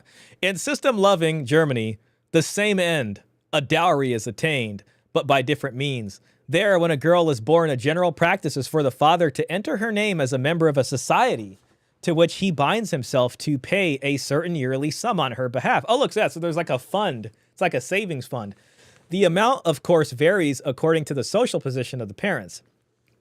If the family belonged to the working classes, when the girl is old enough to earn money for herself, she usually at first aids him with the subscription. So when the daughter starts working, she starts paying into this fund, also this dowry fund, and eventually pays the entire sum unassisted. The broad conditions of the arrangement are that when the girl marries or reaches a previously fixed age, she shall draw from the society a round sum equivalent to annual subscriptions, plus interest and such gains as the society may have made through successful investments. That's pretty cool. So it's almost like a retirement account like we have, but basically they're paying into this fund for their daughter, and then she starts paying into it when she starts working. We're talking about middle-class people here, right? Or even lower middle class. And then when she gets married, she's getting like a monthly dowry payment from her savings fund. That's pretty cool. And it's separate from the husband's money. Okay. Under such circumstances, are early marriages a failure? It may, this is a question. You can see it. Under such circumstances, are early marriages a failure? No, because they planned for it. It may be widely answered no. When the affirmative answer is given, it is based mostly on the unfitness of the contracting parties from a monetary point of view. So they're saying when divorces happen, you can look back at how bad the deal was. They didn't think about this. You know what I mean? They got married for love. They didn't look at, part of asking like what each part brings to the table is to freaking be able to have a plan here, right? Family planning. And when people end up in divorce, what they're seeing is that typically that happens with families who, maybe weren't doing a good job of that. So that was a pretty good article. Shout out to that article. Very much. I think that was a really good one. It was a little longer, guys, but I think it was worth it. Just in the interest of time, let me go and just get to the next one. So we're moving from 1897 to 1899, and this one says where dowries are given free. Okay, this one's going to be pretty interesting. It says, it's probably hard to see for you guys. I'll do my best. Where dowries are given free, providing marriage portions for young girls is the object of a government fund in Italy. You might even be able to say some of this is almost like a proto-welfare system, right? It's like the first it's like welfare was always rooted in this, like, what do we do about the, taking care of the women or whatever. Maybe not all the way, I mean, children too, but this is like kind of moving into that. Providing marriage portions for young girls is the object of a government fund in Italy. It would be almost impossible for a girl in that country to be married without a dowry. Take note of that, gentlemen. Did you hear that? It would be almost this is in Italy. This is where the Vatican is. All right. This is not some faraway place. It would be almost impossible for a girl in that country to be married without a dowry. And this form of charity is paid to be most highly appreciated by the recipients. The annual sum subscribed for this purpose and distributed every year is £500,000. It's probably a different denomination, and I don't know if that's pounds or not, but maybe the English are giving pounds to see the equivalent. The recipient has to prove a good character and reputation by many witnesses. Wow, so there's an application process if you want it for free. And reputation by many witnesses to show that she has no means available and that the young man who wishes to marry her has a trade. Wow, that's really interesting right there. So they had a fund for women that were less fortunate. Maybe she'd be an orphaned woman and her parents didn't leave or have money to their name or something. And maybe she works hard in the community, so they got a fund and they're like, listen, is she of upstanding character? Can people vouch for her in the community? And who is it that it's not like they're just going to give her the money to do what she wants. They're still looking like, okay, well, who are you guys maybe thinking about getting married to? Let's both of you guys kind of come in for an interview. And if he's like, I don't have much money now, but I do have a trade. So I am on the road here to work in and these kinds of things. Then they'll be like, all right, this qualifies. Pretty cool. That one was interesting. Okay, 1901. We've crossed into 1900. Shout out to the 1900s. 1900s gave us a lot of good things like CRT televisions. We even got Nintendo. Anime happened. Airplanes. All right. This one's called English and Dowries. Northern Weekly Gazette. 15th November, 1901. This is a Saturday, so you're having your Saturday morning tea here with some biscuits and you're reading the papers. English girls and dowries. The custom of dowry giving is deeply rooted in France, where few marriages are contracted in which the bride has not a dowry, even in the very lowest classes. This is what I've been saying. Like, reading these articles is like just corroborating so much of what we've been talking about. The parents of French girls will stint and starve, if necessary, to provide a dot for each of their daughters. Or if that is not possible, will combine all their savings to enable one to make a good match. The others, well, says a writer in the Daily Telegraph, recently they must face the prospect of becoming condemned old maids or must join some religious order to be like a convent, which will save them from the slights attaching to their unmarried state. Wow, so it's like if, you're old and you're unmarried, it would be tough. This is if they wanted to remain respectable, and if they don't remain respectable, then, they, God forbid, they might end up in that building behind the tavern inn. The girl and the suitor, God forbid, the girl and the suitor usually know little of one another. Often the latter is better acquainted with the characteristics of the doe than with those of the maiden. Is this not crazy? They're basically saying that, like, they haven't, like, been this is what real courtship looks like, by the way. Like, they're not living with each other first. You know how they say, oh, nowadays you should date, live together first, learn everybody's emotional triggers, go to, couples therapy, talk about things before you get married and all these kinds of things. That's not the case. The girl and the suitor usually know little of one another. Often the latter is better acquainted with the characteristics of the dote than with those of the maiden. Affection is to come after marriage. Unacquainted with results, we should prophesy disaster. Yet on the whole, we find the plan works exceedingly well in France. Look at that. The English are like looking at their marriages and they're like, wow, the French look like they got really good marriages. To outward seeming, the average French household is no less contented and happy than the English. Monsieur et Madame appear as devoted to each other as are English couples. They sacrifice themselves perhaps even more for their children, and the children are quite as attached to and considerate of their parents. Shout out to everybody who considers their parents out here. It is evident, therefore, that the dote system is not fruitful of misfortune, as we should expect. The fact remains, however, that despite the attraction of dowries, French girls do not marry in the same proportion of the population as the lasses of most other countries. What does the English girl think of the matter? Continues the writer. Her emotions are somewhat mixed. On the one hand, for her independence, strong and independent. For her independence sake, she would like to feel that she did not go empty-handed to her husband. Oh, no, that's the good one. I take that back. Yeah, independence because of the dowry, not independence because of I want to do what I want to do. All right.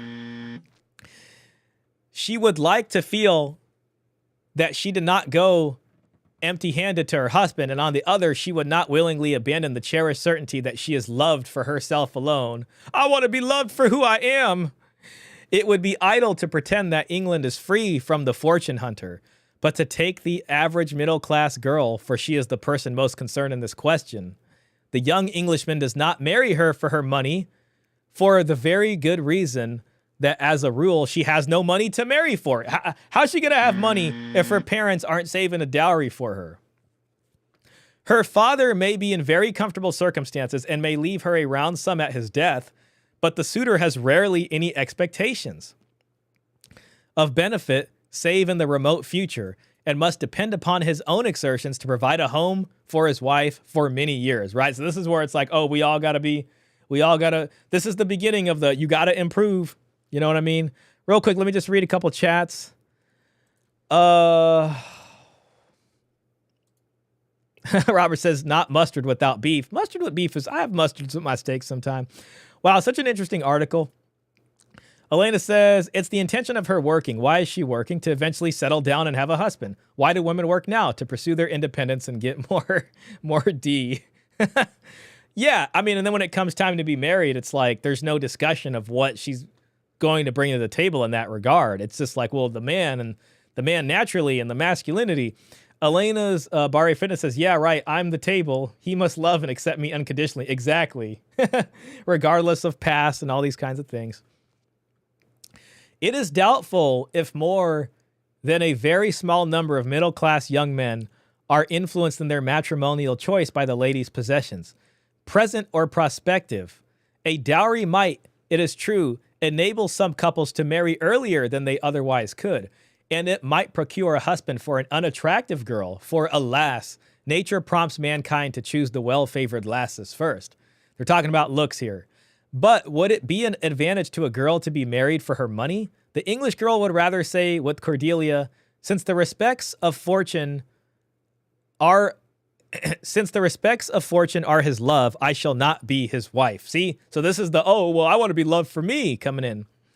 It is a curious fact that among the lower classes, it is by no means uncommon for the girl to furnish out of her savings the greater part of the humble home. Look at how crazy that is. And for women that are like lower middle class and below, it's more common for them to actually bring more wealth to the marriage for the home, you know, especially there in the beginning.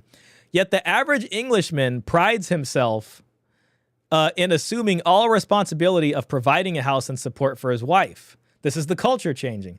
On the whole, however, it does not appear that the Englishman has any desire for the marriage or the dowry, but would reply unhesitatingly yes to the query which was put concerning Cordelia. Will you have her? She is herself a dowry. I am the table. Look, Elena, it's the first appearance of I am the table. What dowry? I am the dowry. There it is right there. There it is. 1901. You see the changes coming in? And this is just England so far, probably also the US to some extent. But, you know, across the water there in France, they're not doing that yet. Okay, 1906. Let me get another sip here, guys. Just, oh,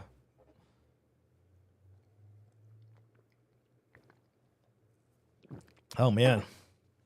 I'm kind of going on tonight. We don't stop out here, though, unless I need a sip of water.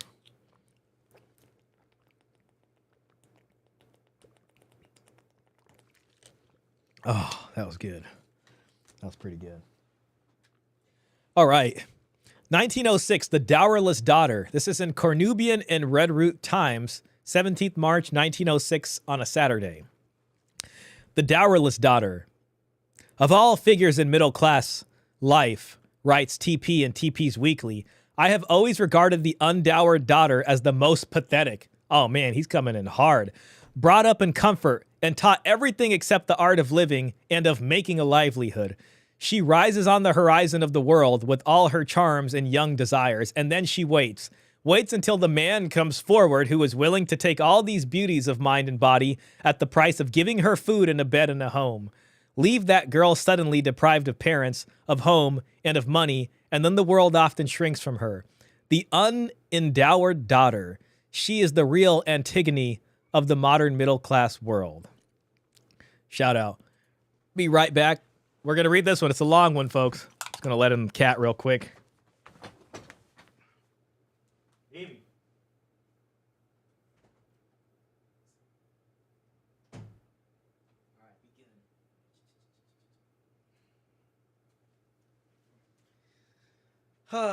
Mimi's being bad. Nah, she's good. You want to say hi, Mimi? Get you on the. I want to get her some screen time. She doesn't want the screen time. Oh well. Let's get back into it. Okay. All right, moving on. Now we're in 1907. This is Dowerless Girls. 20th September, 1907 on a Friday. So you're having your Friday evening cigar and you're reading this newspaper. Dowerless Girls, How to Eliminate the Superfluous Woman. And this is by Elizabeth Sloan Chesser. So this is by a woman. That's interesting. Real quick, do I have a better copy of this? No, I don't. Okay, so we're going to have to go with this one, guys. Time for the dowry poem.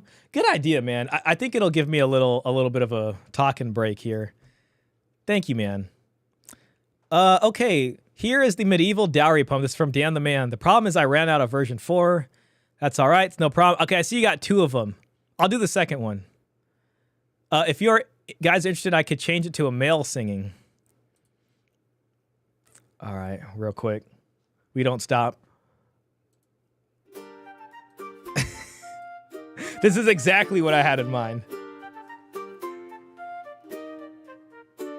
I covet not a blooming fair with form of graceful lightness, soft smiling lips, luxuriant hair. I'm trying to escape. We're buddies now. Yep. You gotta stay here with me. Damn it. The wire scared her. Oh.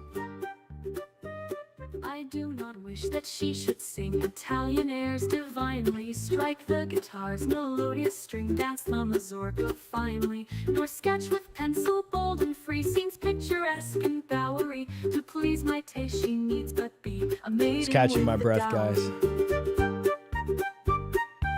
Oh wow, it's like the actual poem lines. Such a cute song. I like the sound.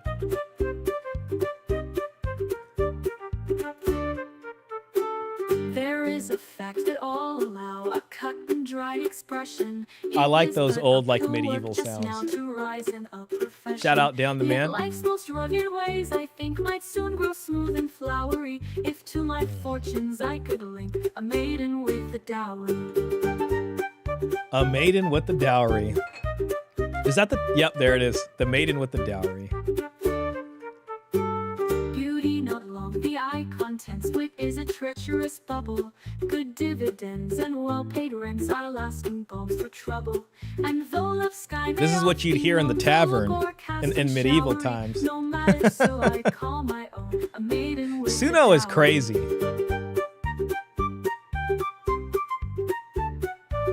Oh, I like that album cover right there. That's what a dowry looks like. Yeah, and it's 0 copyright. I love that. Like, we can just have fun with it on stream. AI is where it's at. Thank you, Dan the Man. Big shout out to you. Wait, hold on. I typed it word for word. Got it. I should learn it on the piano. I wonder if, like if you put it into Chat GPT, I wonder if you can, like, update the lyrics to be something like people in 2025. Like, if you keep the same A Maiden with the Dowry, but you update kind of the other lyrics to be something that's more just like for our age, I would be interested to see like what it came up with. Like if you put it in Chat GPT or like DeepSeek and then put that into Suno, that would be pretty freaking cool. But no worries, man. Cool beat. All right, legends. We're going to get started on this. Now, this is from a woman. This article is republished from the Daily Dispatch by arrangement. The unendowed daughter is one of the most pathetic figures of this age. My God, she just came out right in. Left alone in the world without support and without any training to enable her to earn a living. She has to fight against heavy odds for her daily bread. She knows the meaning of loneliness, sickness, and poverty as well. She has often been delicately and even luxuriously brought up by parents who never dreamed that their daughters would one day have to work for a living. I think this is the article that kind of gets into like, it's like this almost feminist thing where it's just like, well, we're not getting that. You can kind of almost see why the English women are pushing for this kind of like feminist type thing, maybe first before everyone else, is because they're not getting the dowry. So they're doing all these love match marriages. It's kind of not turning out well. And it's just like, okay, well, it's just not going well. So it ends up, it's like, well, what else are we going to do? It's like this, it's the welfare state. Uneducated to all practical purposes for what marketable value is a smattering of French and music and drawing room accomplishments. This is, I guess, the what education that they were receiving. Untrained for any sphere save that of the mistress of a well-ordered household, without money, capital behind them, is it any wonder that many come to grief? What pathetic revelations occasionally come to light? What tragedies exist of which the world never hears?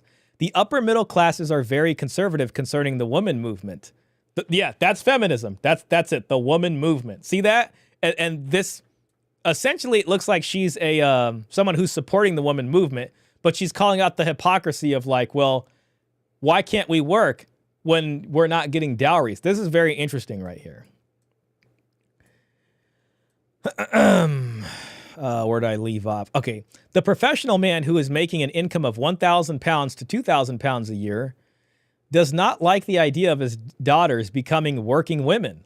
Why should he permit them to go out into the world and absorb advanced unwomanly views of life to become hardened and unfeminine when he can keep them comfortably and even luxuriously at home? Those are the views of the old-fashioned father, well meant, but how mistaken and wrong. Where she comes from. It is from the ranks of the professional men, the clergy, the army and naval men, the doctors and lawyers, and scientists that the unendowed daughters come. Okay, see, like, now society's starting to drop the ball and not save these marriage portions and dowries for the daughter. A girl belonging to this class is brought up in every comfort, but if she fails to marry and her father, whose brain is his capital, dies suddenly, what is to become of her? She has been taught nothing of any practical value.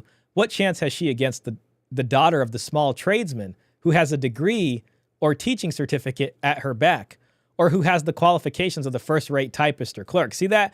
Now, okay, yeah, this is obviously a feminist, but this is, I'm trying to illustrate to you guys like the changeover. You know what I mean? Like, and that's why these articles are so important. The academic journals and the anthropological academic writings are great, but this is really putting us into the minds of the people. This is like a time machine right here.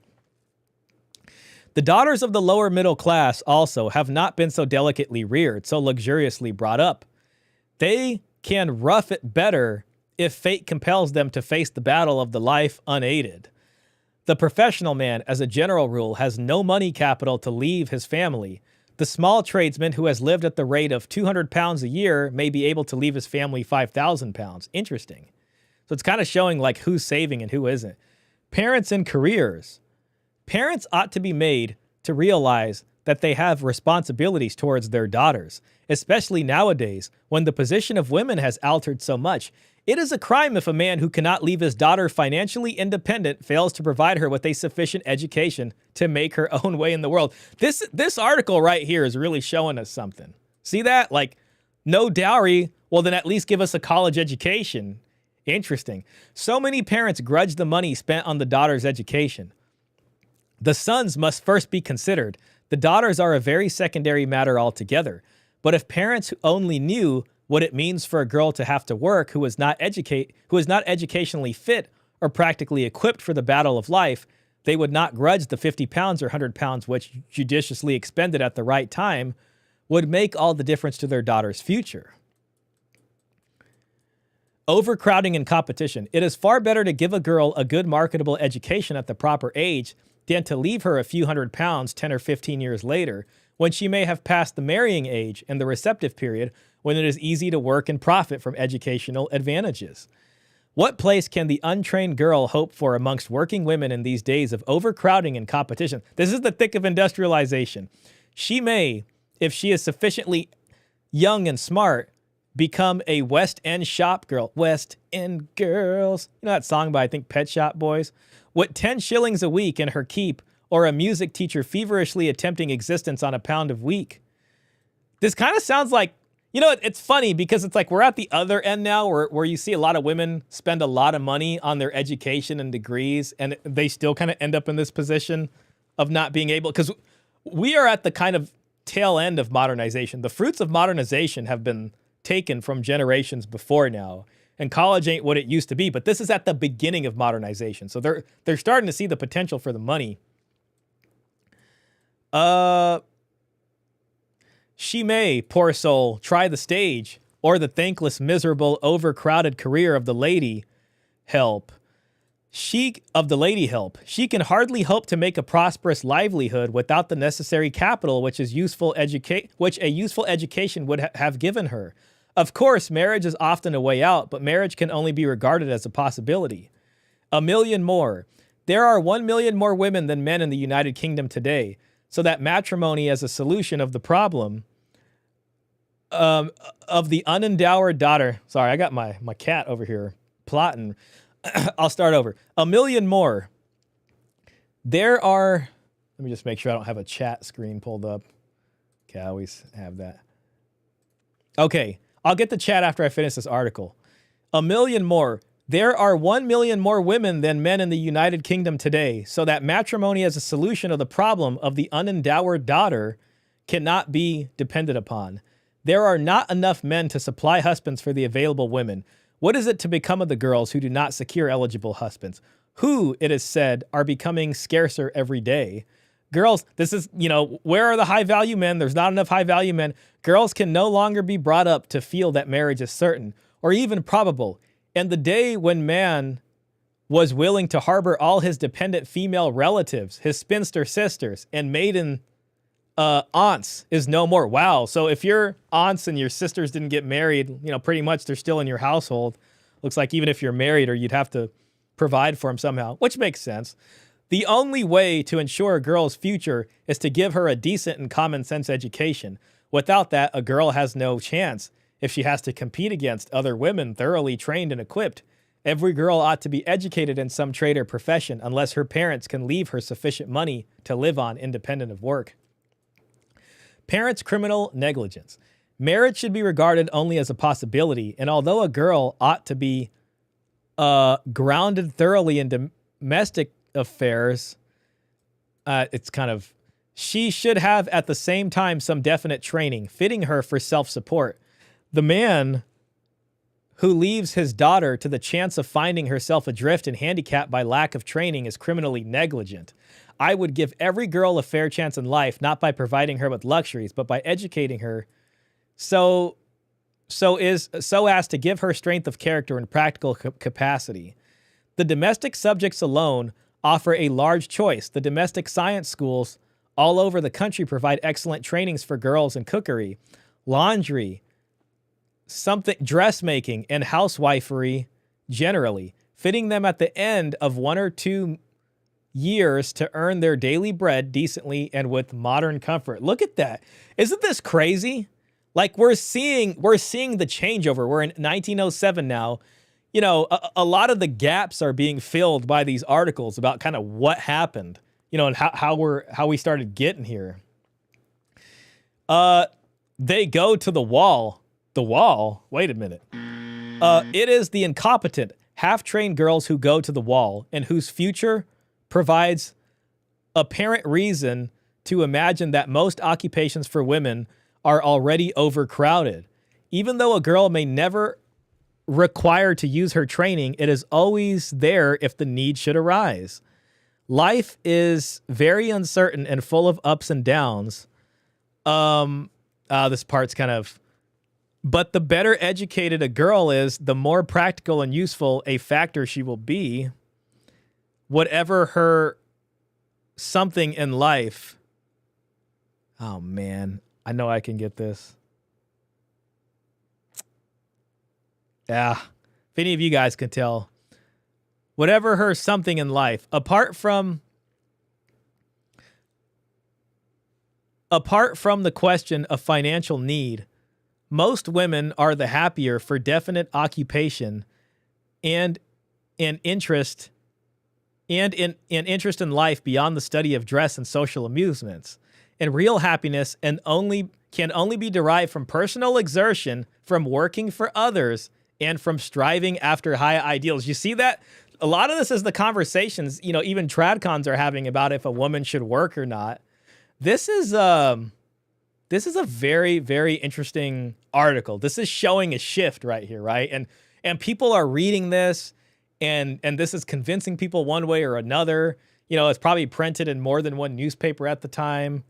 It seems to be written by what I would consider someone of the women's movement, which I guess you could say is a feminist back then.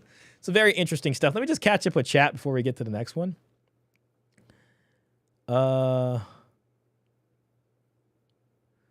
Let's see.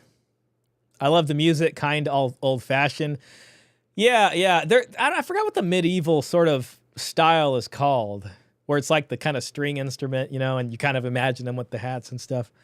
I typed it word for word. I should learn on the piano. That'd be pretty cool. Gotta love zero copyright music. I got you, Shaw. Appreciate you, Dan. I could maybe play it by ear, but I'll need to hear it a few times. That's pretty cool. You could play things by ear. I hear like only a minority of musicians actually can like you got to have like perfect pitch, I think. Or it's tough to play things by ear, but that's pretty cool. Look how virtuous she is. They are trying to rationalize it. Klaus says the development over is interesting.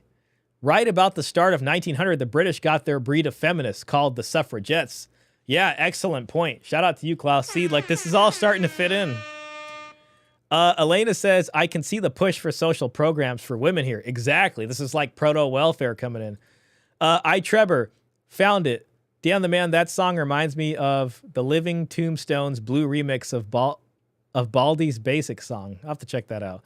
I'd say that instead of call, this is from Elena, it would be better if parents prepared a dowry. That's what they're debating. I think by that time, the women's movement and the feminists have gained enough steam that they are probably it probably would have been hard to convince them that a dowry would have been a better idea. I mean, I could be wrong, but it seems that way. At least from this article. Elena says, female nature and women usually go for easy specialties that only are beneficial in good times. Dan says, if we were to do the modern version, should I use the same medieval or fantasy style music? Ooh, that's a good question. That's tough, man. I would say fantasy style. I think the medieval one, I think you could still have modern lyrics, but if it's kind of pronounced in like that more sort of medieval sounding like ye old, kind of like word usage there. If not, what genre should I go for? I think fantasy's good, man. I think it's good. Elena says, and if you have a single mother, it's a lot of burden on the young man. Absolutely. She should be a superhero. Trevor says, pop rock or electropop. All right, sounds like you guys kind of got it figured out. I mean, I'm interested to hear whatever you guys think is good, honestly. I love the stuff you guys make, man.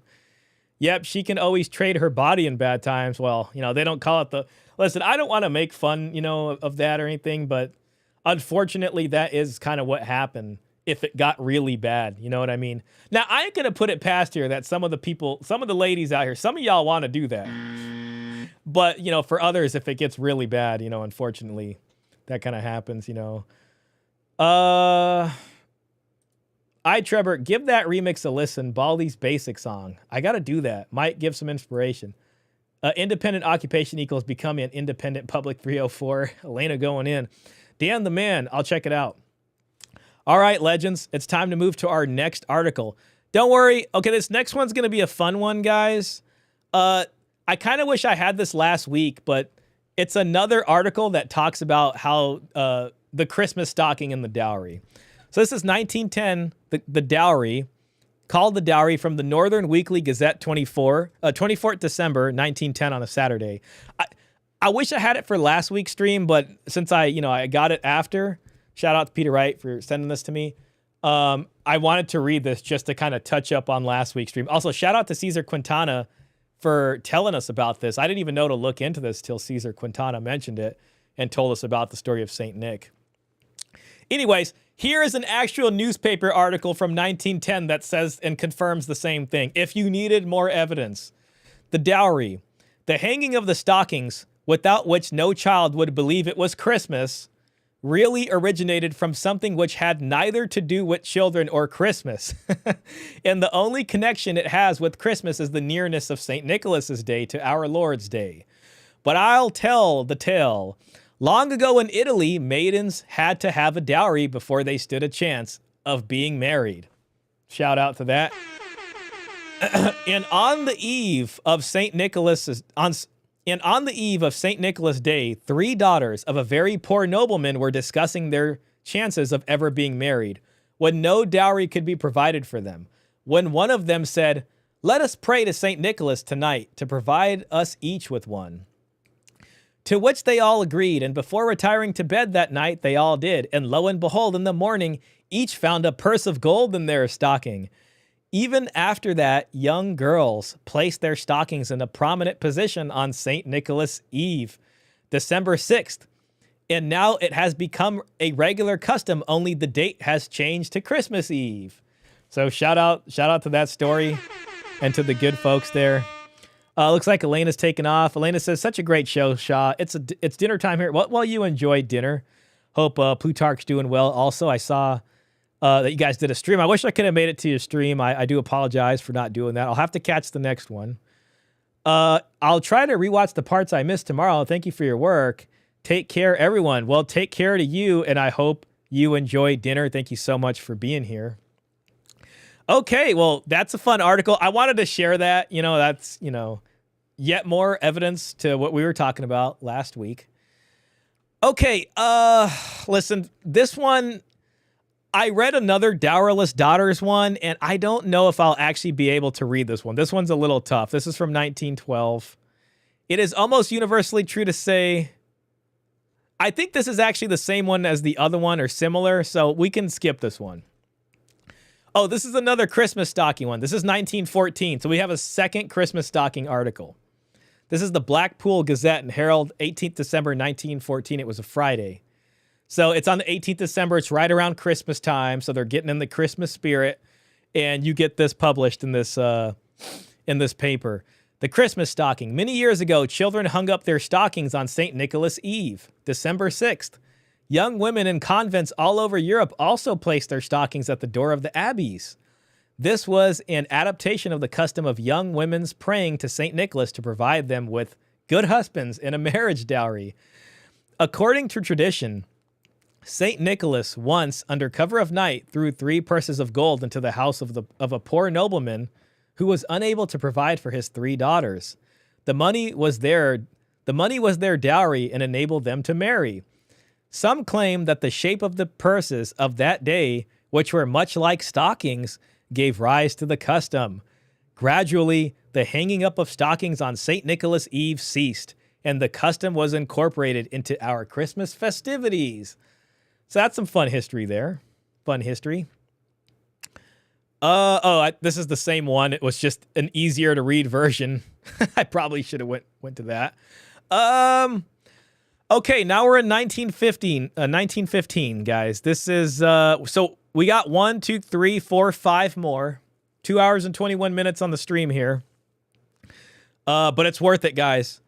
So this is marriage dowries for girls. This was in the People's Friend paper, I guess.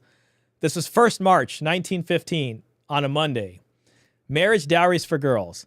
Not the least of the many benefits offered to attract clever girls into the civil service is the award of dowries on marriage.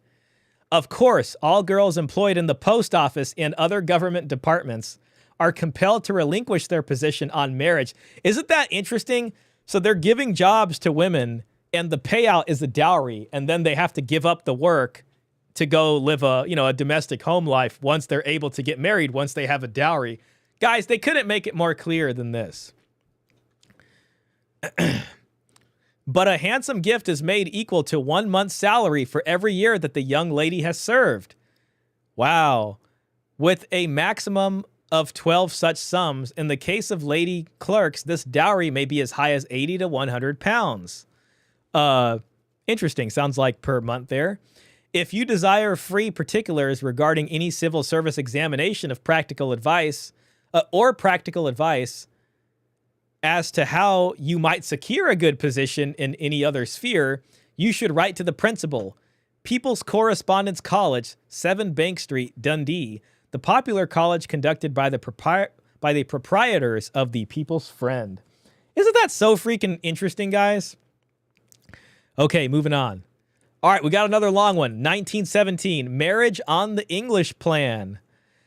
So this article, if I remember right, now the French women are starting to get a little bit of the feminist fervor right here. And they're like, we want to actually do what the English and the American girls are doing. So this one's going to be interesting. This is 1917. Marriage on the English Plan, 11th February, 1917 on a Sunday. French women want marriages to be arranged on the English and American plan after the war. No more marriages with dowry. No more marriages where the parents of the young people take the leading part in the negotiations. Marriage in which the question of endowment with worldly goods is a deciding condition of the eventual union. By the way, this is going to, I think, touch on what Klaus was talking about in the Discord. Klaus mentioned the effect of war and what that had on the dowry and what, you know, people being so poor after that and the struggles of the war, it would have also been a factor in making it hard for them to continue that. And it seems like this article also is in a similar vein. French women wish marriages to be based on love and inclination rather than on money settlement. So they've been reading a bunch of romance novels. The English media has kind of made it there. I mean, the French, I think, might have had their own, if you go back to the older romantic chivalry stuff. But they're like, these American girls and these English girls, they're cool. We want to be like them, I guess. The war has brought the young men and women of France in more friendly contact than ever before. In pre-war days, as everyone knows, it was not considered fitting that a young girl should ever be alone with the young man. That's interesting. Indeed, this was not confined to girls. The unmarried woman of 35 of good family could not be alone with a man unless she wished to be considered bad form. And even worse, bohemian. Now, since women have been doing war work, nursing officers, replacing men workers, and all the rest of it, romance has ripened. So now you got women in places where men traditionally, where they're around men, you know, as the war is going on, and their romance and all this stuff is starting to develop. Kind of like you hear today, you know what I mean? Okay, yeah, woman works outside the home. She's got her work husband, all these kinds of things. I feel like this is like a proto version of that. Okay, now since women have been doing war work, nursing officers, replacing men workers, and all the rest of it, romance has ripened. Engagements have come to pass without the family sanction, and young womanhood is in rebellion against the traditions of the marriage with dowry.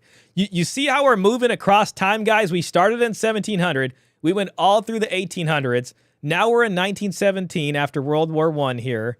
And it's like they're going against it now. One of the editors of the Paris Journal, Monsieur Urbain Gohier, is aiding the young people by asserting in a series of articles that the interests of the nation require that old-time delays and bargainings be abandoned and that the new spirit of the times be allowed full sway. Uh-oh, look at that. The subheading is literally called Romance versus Tradition. If anybody wants to tell you that getting on one knee and proclaiming your love is traditional, show them this article, because real traditional is what we just read in this paragraph about bargainings and negotiation and dowry here in the paragraph preceding that. That's what it is. Anyways, romance versus tradition. To be young together, to be poor together, to run together the swift adventure that is life, is that not far more delightful than to be set down in a ready-made nest? Said Monsieur Gohier. Is this not crazy? So now they're selling the adventure of the romance as opposed to like actual family planning. Though the association, which is in process of formation to further this idea of the dowerless marriage, includes many prominent persons, there are many others who are horrified at the idea, rightfully so. The marriage, see, this is the dowry debate. This is why I call this the dowry debate. The marriage with dowry has never been merely to further the interest and comfort of the young people themselves, is their argument. It has been for the sake of the unborn children. Absolutely it has been. Absolutely it has been. It has been to promote the welfare of the family, and the tradition of the family is one of the strongest in France. Should the dowerless marriage become a social institution in France, then certain reforms in education and child welfare must follow, say the objectors. The state must do more to help the family, and there it is. There is the beginnings of the welfare state. As the dowry system exits and people start to rely on romantic love, you have the beginnings, the primordial soup of the welfare state. And this is how we get to where we are today, where the welfare state has become this monstrosity. And it's because of the abandonment of the dowry system. Right here, 1917, we have documents. We have this. This is the discussion of the day. Meanwhile, in the midst of the controversy, the jeune fille, the young woman, is enjoying romance and the idea of the love marriage. So she's out there, you know what I mean? She's hanging out with the guys, while the older women are upholding her. Okay, if I'm reading that right, while they're trying to figure out this whole thing in the culture and they're having these debates, you know, this is the right versus the left out here. The young people are out there dating and doing all this stuff. And then the older women are out here defending them and saying, yeah, it's good. So here we are. Here we are. Fantastic, fantastic newspaper article. Shout out to Peter Wright. Shout out right there.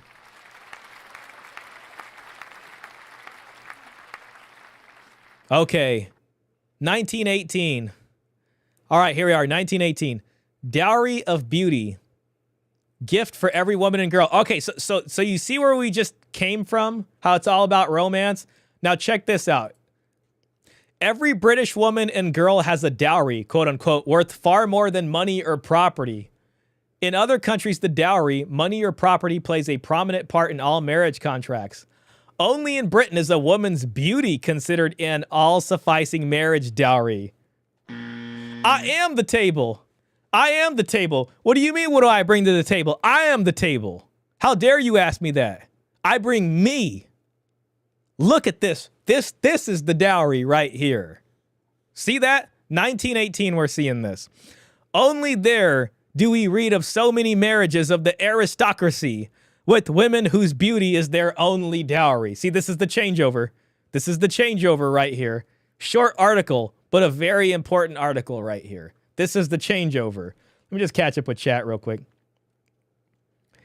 Ahmed Motseb says, it's wild how the concept of dowry has virtually disappeared from modern discussions, considering how deeply rooted and widespread it was throughout most of human history. That's how strong the romantic love gaslighting is. It's so strong, even the people who profess to be traditional today, the tradcons, you know, won't give up on this. And they don't even remember this. They do not even remember this. It's that insane. This is like barely 100 years ago, by the way. This is 1918. You know what I'm saying? So it's like these newspaper articles are so important because it's like it's real-time evidence from not that long ago in, you know, England and these very Western-centric places. This is the most important part. Ahmed says, you got to see the I am the table image I created. Post it on the Discord. Let me pull that up. Oh, here we go. Where are all the good men? I am the table. Yeah, and it's literally her going through the table. Fantastic. Exactly.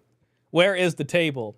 You know, and it's funny. Like, the reason bringing the dowry is so important, like, up now is because they will talk about men aren't romantic or romance is dead or, you know, chivalry, you know, you hear all these things, chivalry is dead or whatever they're saying. There is this acknowledgement that there's been a changeover. You know, Coach talks about the monetized dating marketplace. The women are kind of in your face about that.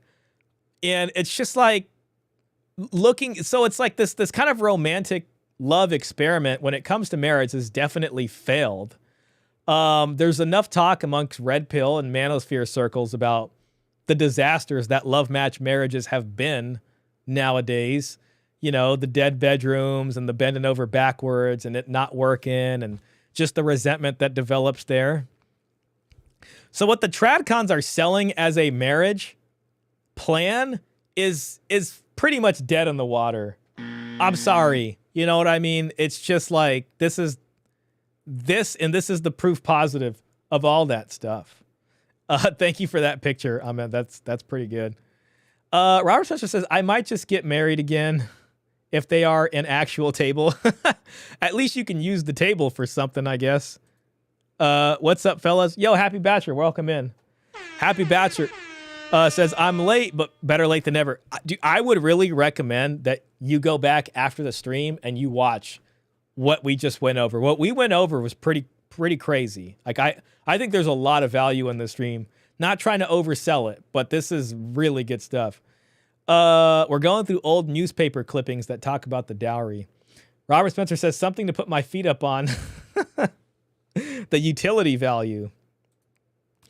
Okay, guys, we got a couple more papers left. This one's going to be a Chinese guy's perspective. Got a Chinese guy's perspective. So we got two more papers here, and then that'll take us probably clean into the 3-hour mark. I might call it. I don't know. If you guys want to see me react to something, I do have something to react to. It's not super dowry specific, but you know, just if you guys maybe really want to. Yeah, buddy, I've already bookmarked this for later for sure, man. I appreciate that, man. I think you will enjoy it genuinely. This one's gonna be a little longer, guys, but you know, it'll give us an interesting perspective. So. This is called Your Fairy Tale Marriages, and this was published in The Graphic on February 27, 1932, and it's by Peder Chen. You marry for love, even though your choice may displease your parents. We marry to please our parents, even though the choice may displease us. You consider our way as revolting, and we think yours is asking for trouble. So I know that in talking of marriage in any Western country, a rationalist need not hope for success. Yet I hasten to beg you not to confuse what is meant by a rationalist in England, who I gather is so often merely a furtive, sex-obsessed intellectualist, with what is meant by a rationalist in China, who is no other than the normal being built up by Confucius, comprising, who is no other than the normal being built up by Confucius, comprising the whole Chinese race. You are proud of the fact that you marry irrationally. So how can one hope to reason with you? Yet I will show how much less sound your system is than you think, and how much more there is to be said for ours than you will allow. Sorry, I just want to read the super chat. Big shout out to iTrevor. Thank you, sir. That's hard-earned Australian money right there. So I appreciate you, with your generosity there. 10 AUD, feminism didn't just attack the dowry system in favor of romantic love. It dismantled it by demanding that the state, not a bride's family, bear responsibility for women's security and independence. Yep, that's put a very, I think you put that very succinctly there. And that is what we're looking at.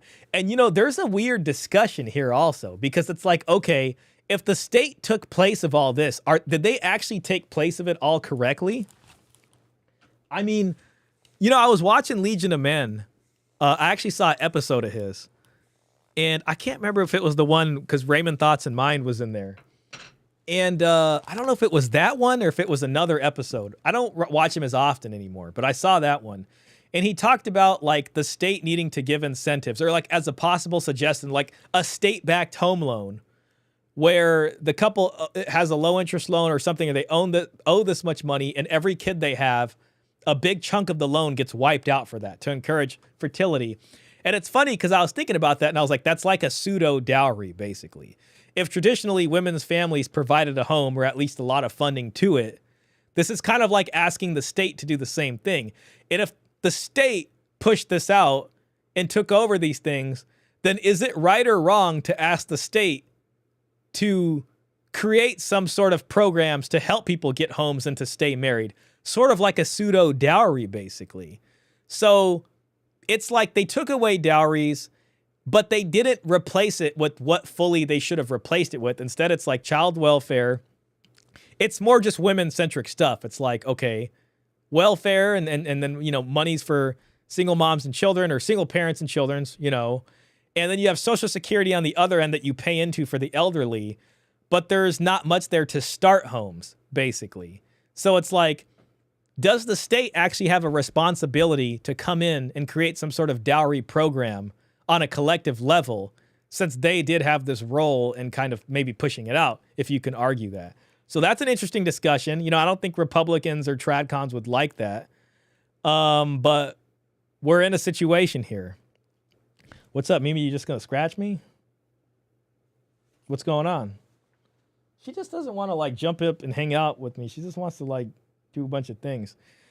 Okay, moving on. Thank you again for the donation. As we Chinese see it, married happiness in the West is made almost a miracle from the very cradle, because of your fairy tales. No one can, this is the Disney movies. No one can deny their beauty, but they have made you ask for what is almost unattainable in life. And when you do not get it, become extravagantly unhappy. It is not reasonable although it is very human. Let me then state the case against your fairy tales. At the end of every story, for a boy is a girl and for a girl is a boy. Like, you know, the one exists for everybody. They have been written round the pairing off of the sexes, so how can you help but grow up with an urgent, distorted demand on life? Sex, we say, has a necessary part in life, but far from the overwhelming part you make of it. And we say, too, that there is very little room in life for romantic love. Every mature person in England must be conscious of the last statement's truth, but you differ from us in not wishing to accept it, hoping that you are the exception. So it isn't, you know, and we have that today, like, well, I'm the exception. Coach talks about it. Not my girl, not my girl. You know, we're the exception. Our love is like no other love. Shout out to Coach Greg Adams. So it is inevitable, having been brought up on your fairy tales, that when you seek a mate, you seek one that will satisfy this craving for romantic love in you. The mate does the same, and you call the condition being in love. That is, when two people with their senses aflame are demanding that a temporary state of being should be a permanent one. See, this is what they sell, right? It's like, be in love, get married, and it should last a lifetime. Well, you know, not me and my old lady. We're still in love just the same as the day we met. This condition, this temporary insanity of being in love, you rate higher than actually loving a person. At any rate, it will drive you to marriage quicker than the other. It surely is temporary insanity, for does it not destroy family ties, friendships, position, prospects? In fact, anything that stands in the way of the physical longing that too often is claimed to be spiritual. Sorry. Anything that stands in the way of the physical longing that too often is claimed to be spiritual. The world over is this natural longing called spiritual, because we would not be human if we did not practice most self-deception when our desires are most urgent. That turmoil of passion in the West is regarded as the proper state of being in which to marry. We say that it is against all common sense for such a marriage to last. I know your reply. You say with a touch of irritation that common sense is all very well, but there are better things than common sense. We would agree with you if life could be had on our own terms. That is it. In the case of marriage, you defiantly try to have life at your own terms. The very people who, on looking round among their friends, find not one couple out of 20 who have married for love happy together only after some years, are the very first to marry for love. And again, we see this today, right? I mean, of the people you think are married, a lot of marriages after a certain amount of time that stay married end up, you know, not so happy. We do hear about that a lot. We see that a lot. And it's the same back then. We say that the very demands, the exquisite demands, if you like, of romantic love make it almost impossible for such a marriage to be a happy one for long. That in 19 cases out of 20, it must bring unbearable disillusionment. This is where the resentment comes in. Yet that state of future misery is the ideal of every boy and girl in this land. It's crazy, you know, in Peter Wright's book, Chivalry, romantic love was, you know, in romantic chivalry in these earlier times practiced by this elite class and courtly love, it was actually meant as a kind of extramarital thing. Like, it happened between people who weren't married. You know what I mean? And then as this goes on, Klaus had an interesting point in the Discord server earlier in the week. And he talked about our modern marriage laws being specifically designed to accommodate romantic love. And that's why it changed, basically. And I think that holds some weight, you know, but even then it was really never meant to be mixed with marriage. So this is interesting. We sincerely admire your courage and perhaps envy you the heat of your blood, which gives us the same feeling that your poetry does. We think that as so many of your poets are in love with words, so your youths and maidens are in love with love. The lyrical impulse runs riot in you who consider yourselves so cold. Well, it is only natural from this romantic height that you should look down on our system of marriage, by which parents, wiser and more experienced, match a couple, keeping in mind equality of family and fortune. That's where the dowry comes in, and of qualities, if possible. Yet do not shudder too hastily, for I am about to give you a solemn thought. You who demand romance, look at the other side of the medal. By your way, flirtation takes place before marriage and is often wrung dry before the day. By our marriage, flirtation takes place after marriage. We sincerely prefer our method. We like the becoming delicacy of the relation between a man and woman in such circumstances. The 101 deferences, the slow growth of respect into affection. The unfortunate creature the world over, by whatever method, married, who is impossible to live with, need not detain us. That's a really interesting perspective. I was hoping to see what that was.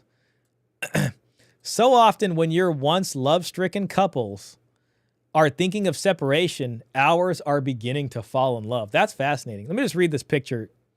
A Chinese lady of 1,000 years ago, a delicate painting on silk, made probably under the Ming Dynasty, in imitation of earlier works of a lady surrounded by her attendants, an idealization of the cloistered life of Chinese women. Pretty cool. What you say if two utterly incompatible strangers are made to marry? What safeguard, we say, is first falling in love against incompatibility of temperament? So he's saying, okay, the English are saying, like, well, how are two strangers supposed to marry, even though they were doing that for a while in their own history? But he's asking, like, well, what guarantee does love give against an incompatibility of temperament? But and let me just read this. A Chinese resident in England contrasts the romanticism of marriage in the West with the rationality of his own land. But the Chinese wife, to whom divorce is open on certain serious grounds, accepts her lot with only one exception in 1,000. Being mistress of a house and the mother of children become her paramount duty in life. There surely is a great deal to be said for a wife thus seeing the job through. Now we come to something that you cannot be tolerant over. I mean the case where a man has learnt to love his wife and yet later takes a concubine. Over this, we cannot shirk your judgment. We have to stand by our rationality. It is true that in some years, perhaps 10, perhaps more, perhaps fewer, when most husbands find that their wives have become just good companions, the Chinese husband, who can afford it, starts taking his first concubine. There it is, but he usually does not wander further. This sounds like the Chinese had the JUCO going on a while ago. So, you know, they're married, and then, like, after a while, you know, sometime, if they can afford it, they may take a concubine. Shout out. Okay. There it is, but he usually does not wander further. The wife, always master in the home, turns to the children for consolation, and she is usually philosophic too, for she says to herself that when a husband wanders, it is the wife's fault, for she may have a sister or a neighbor whose husband still delights in adoring his wife, even long after their sons have grown up. She devotes the rest of her days to the bringing up of her children, and there is great incentive, for she sees to it, if she can, that her children are better than those of her rival.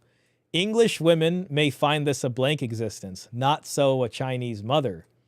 Apart from considering our system of concubines hard on women, with which condemnation we heartily disagree, you also call it immoral. Real quick here, it seems like there's an interesting discussion about the legalization of prostitution here, and what impact that would have in our society.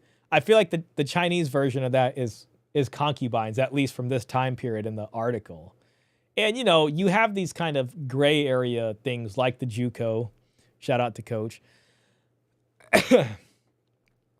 Apart from considering our system of concubines hard on women, with which condemnation we heartily disagree, you also call it immoral. Well, every child of a concubine takes the father's name and openly receives the education and benefits of his position. And your horror at our wicked ways is not half what we feel over yours, by which those of you who keep two families prefer that the children of the illicit union should come into the world without a name branded. This is a very important point, because pretty much when Christianity takes over, concubinage goes away. It's pretty much outlawed. And the children of any extramarital affairs are considered illegitimate children, which don't have the same rights as the children within the marriage. So they don't have rights to inheritance. And there's a lot more about the discussion with that. And it's not until more modern times with our current system that you can actually legitimate a child by, like, let's say, signing a document at the hospital, like an acknowledgement of paternity or a formal adoption or something like that. And then this puts the child to have some right for heirship. The Chinese still follow this old system of the concubinage alongside having a proper wife, where the children of the concubine marriage are considered to be heirs as well. And prior to Christendom, whether it's ancient Rome or ancient Greece, in the ancient world, concubinage was a thing. And sometimes you might get married and you can't even, your wife is barren or something. Okay, if that's the case, somebody might take a concubine and produce an heir for the family that way. This goes away once Christianity takes over in Europe. Hey, we got some screen time. Yay, Mimi's here. She's finally figured it out, what she wants to do. Okay, great. But see further that love does to you. But see further what love does to you and rationality to us. In England, no matter how poor or unfit a man and women are, when they fall in love, they often marry. With us, poverty-stricken families seldom marry. This is reminiscent of the old dowry system. Very seldom. For how many such can rake up a dowry even for a sampan woman? See that? This is China talking about the dowry, by the way. A lot of people will mistakenly say China is always a bride wealth. It's not true. China's a big place, and there's different people with different economies there. So the dowry did happen in China. On the other hand, and also, this is also kind of why these sort of welfare systems are probably sprouting up more in the West. And then China, eventually changes and you get communism. On the other hand, the successful and rich breed from several sources. Okay, interesting. Excuse me. Love causes you to breed more prolifically from the bottom than from the top. This is an interesting point. So the dowry kind of limits people who can't afford families from reproducing. He's kind of saying with concubinage and the dowry, people who do well end up producing more. And it's maybe, in his argument from his, kind of very rational output or standpoint, he might be saying that it might be better from that. We kind of had probably a lot of production from the bottom, especially as you have this kind of welfare, this robust welfare system in that way. Like that movie Idiocracy. Kind of reminds me of that. Rationality makes us breed more prolifically from the top than from the bottom. The units of your race enjoy fleeting heights of happiness that are denied ours, but which may damage the race's future, while the units of our race, living a more humdrum existence, are packing a human wall that will endure long after the Great Wall itself shall have crumbled to dust, because love is a corrosive and rationality a cement. 3,000 years ago, we too had your romantic ways of lovemaking, marriage, and hasty divorce. It will be a bad day for us if we ever retrograde. If we ever retrograde. In these 30 centuries, we believe we can show an achievement or two, and a remarkable man or two, and women as well, for a great poetess or two to a great general or two, who on more occasions than one, most soundly thrashed their male opponents. Okay, so interesting article. We're going to be moving in here to the last one. Dan the Man says, I made the modern version of the poem in the Discord. However, it didn't turn out as good as I thought, so listen at your own risk. Got it. I'll have to check that out later. ChatGPT didn't do the best job. Got it. Well, I appreciate you taking the time to make it, man. It's all good. We're going to get it. We're going to get that version. God willing. Okay, we're out to our last article, guys. We're at 2 hours, 53 minutes. So I think, we chose plenty of articles tonight to really make our point. Maybe even more so than we needed, frankly, but I still think it's worth it to go over all of them. This one is called, so Other Women's Men or excuse me, other men's women. Number 2, Madame Ees Zo Clevair. So this is an English person kind of making fun of the French language. Madame Ees Zo Clevair. Okay, and this is 1936, the Daily Mirror, December 2nd, 1936. Klaus says the Chinese guy would rotate in his grave if he would know the current state of affairs in China. You know, I was just thinking about that. I was thinking about those YouTube videos we watch and how bad their marriage market is currently. And I think that his article it looks like it's in the 30s. I think that's before communism. So yeah, he probably didn't expect that. And, you know, communism is pretty much government coming in and getting involved in the facets of all of this stuff. So yeah, I think you're right. Okay, moving in. Madame Ees Zo Clevair. It is no accident that Paris is the capital of the woman's world. Uh-oh. Okay, so now Paris has really changed here, it seems like. France offers us the complete woman. Not the shrill and fluffy person of the comic stage, but a woman self-possessed, poised and efficient, and over this practical mixture, a delicate feminine charm. I can't remember exactly if this talks about the dowry or not, but let's see. Efficiency is the keynote of the French woman's character. She manages her neat, attractive home on a minimum. Her skill as cook is proverbial. She conjures a dainty dish from scraps of yesterday's food. Even when poor, she dresses with taste. When wealthy, with real distinction.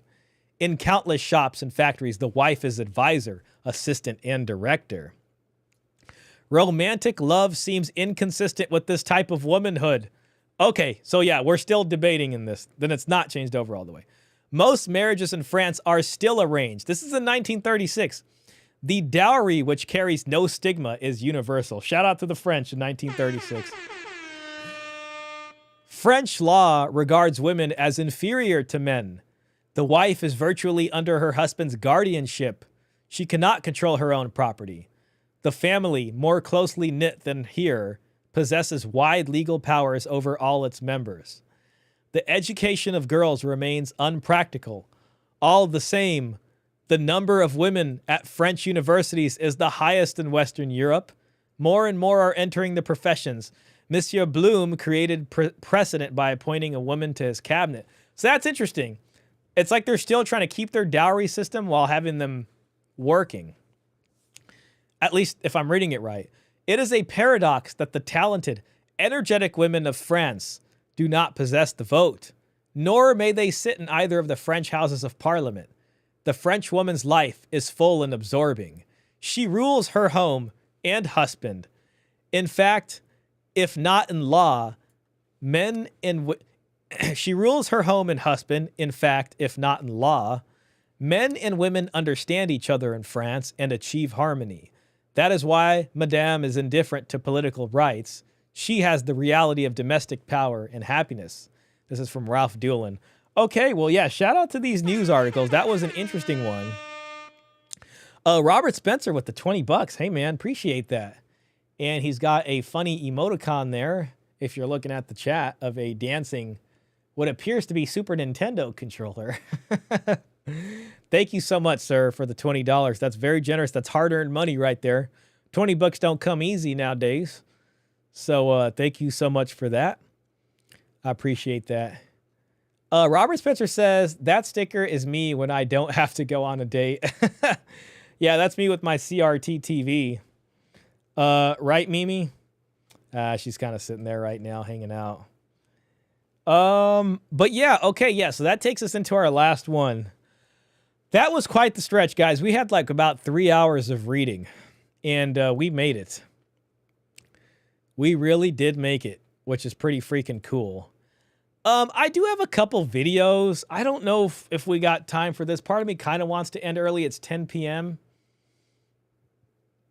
I got a video from Manosphere Highlights Daily. This is what a fed up man looks like, but I also have a video about my debt is your debt. And it's called Dating Delusions. I watched this earlier and I thought it was pretty funny. I'm going to do a poll and we'll choose to react to one of these. It's not entirely related to this, but I figure since you guys listen to me do all this reading, That, you know, I just put this in here for y'all. For y'alls. Okay. Which video to react to? Also, we got 24 viewers and 24 likes. I appreciate you guys for hitting that like button. Thanks, everybody. Okay, we got My Debt Is Your Debt. Probably not something most guys want to hear. Okay. And the second one is called What a Fed Up Man Looks Like. Both have pretty compelling titles. What a fed... Uh-oh. What a fed up man looks like. Part of me kind of wants to do the debt one, but, you know, we are a democracy over here. Gentlemen, this is Democracy Manifest. Okay. Yo, the donations coming in. Trevor, thank you. Thanks for the, man, you're being very generous tonight. I appreciate that. I'll try not to spend all the money on fun things. We should create an alternative manosphere subculture for dowry and call it the gold pill. Wow, that's really freaking cool, man. I love that. Uh-oh, my cat just... acknowledging that money and resources are inextricably linked to courtship, commitment, and gender expectations. The gold pill. Dude, I really like the sound of that. There hasn't been anybody, you know, saying anything called the gold pill. I love that idea. I will tell you right now, I love that idea. And let it be known here first from Trevor and Trevor's super chat here. The gold pill, acknowledging that money and resources are inextricably linked to courtship, commitment, and gender expectations. And I would attach on to that marriage. Very much so, marriage and family creation. That is the gold pill. And we need men to take the gold pill.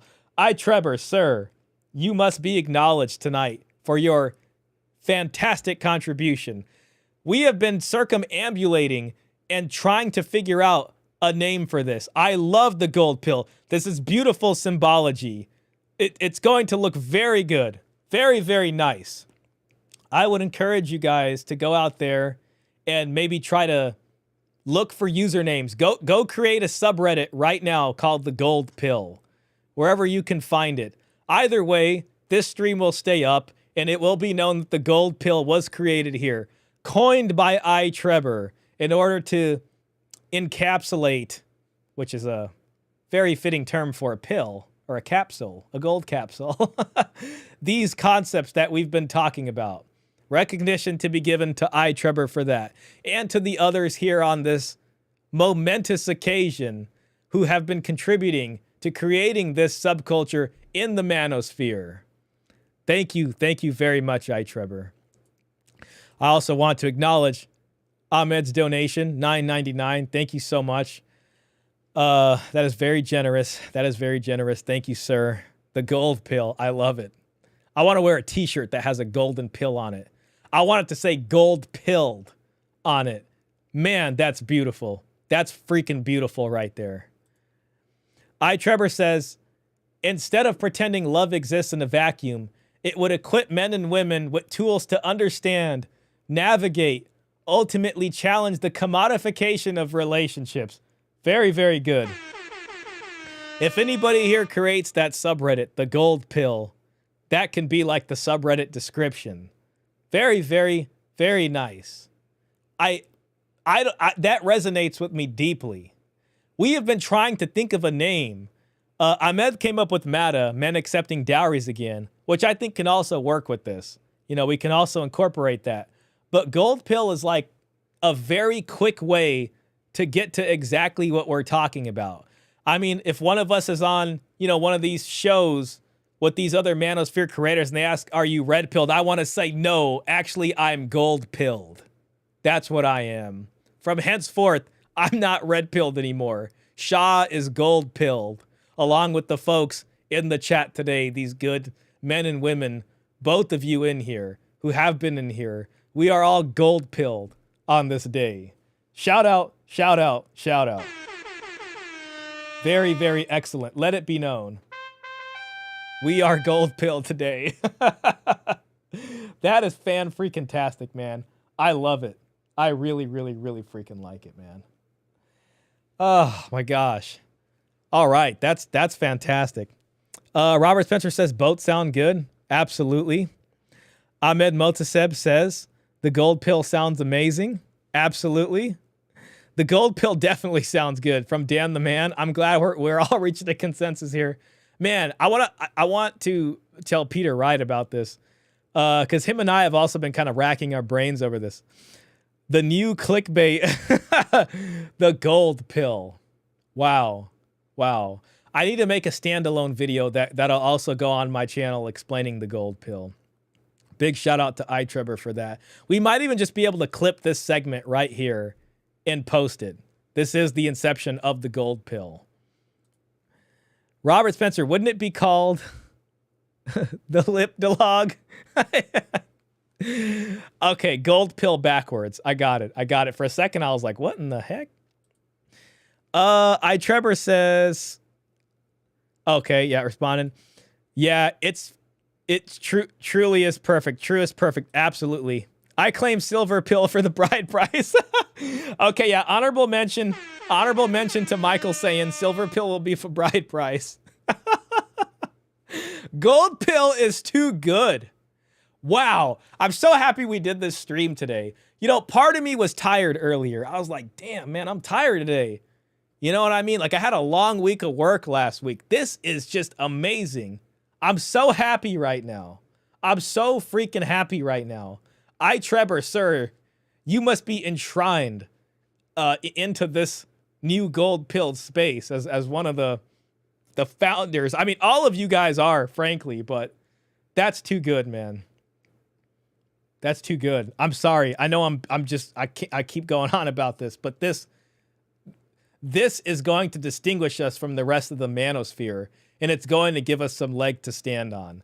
I mean, the stuff we presented here today, especially with these newspaper clippings, we have the blessing of some of the earliest figures in the space. Paul Elam, Peter Wright, It's Complicated channel, all these folks who have, you know, given us a cosign on this dowry idea. The gold pill is the next logical step. Even Coach Greg Adams, you know, he reacted to one of my videos. I gotta mention Coach. Huge fan of Coach. Truly. Wow. Oh my God. I just noticed the poll. I gotta end the poll. 62% say my debt is your debt. Okay, I was hoping we would choose that. Absolutely fantastic. To be fair, been trading a lot of USD, Australian USD recently, so it just came to me. This is because, yeah, you're always dabbling in the markets and stuff. You're a very, like, economics, money-minded guy. Fantastic. Ahmed says, yup, now we have blue, red, black, after pill, Christ pill, and now gold pill. That's too good. That's too good. It has the appeal. It's like, that right there, you just captured lightning in a bottle. That's lightning in a pill. It's gold. It's a golden idea. Oh my God. Very good. Michael saying Deuteronomy 22, then the man who lay with her shall give to the young woman's father 50 shekels of silver, and she shall be his wife. This is a shout out to the old school Old Testament bride wealth stories. The gold standard. Oh my gosh. Yeah. We are going to have a major leg to stand on when it comes to these discussions. And they, you know, and they're going to come and try to challenge masculinity or whatever. We have way too much evidence. We have way too much documentation. They're not going to be able to. The gold pill is too good. It's too good. It's excellent. It's golden. Thus the silver pill. And honorable mention the silver pill for bride wealth. Courtesy of Michael Sayin. Shout out to Michael Sayin. Oh my God. I'm going to be thinking about that one all night. All right. Well, let's go ahead and get into this as promised. Okay. My debt is your debt. But I would have sex with a guy if he paid off my student loans. This is going to be like totally like Manosphere red meat right here. I can, you know, just, I did watch it earlier, but I had to do something for you guys because I know it was a lot of reading. I bet both of them says Shah, the leader of the gold pill.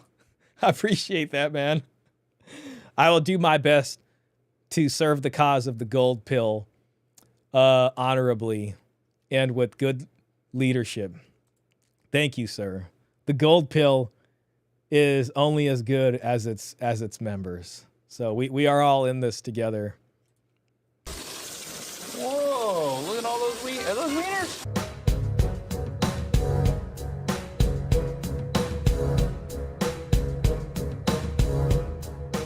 Hello and welcome to Dating Delusions. I hope everyone's having another fantastic day. Oh yeah, so this guy's name is Dating Delusions, 18,000 subs, bigger channel than me, but you know, he's not as big as the others. So, you know, I'm gonna hit subscribe to this guy. I like the video, I'm gonna like his video.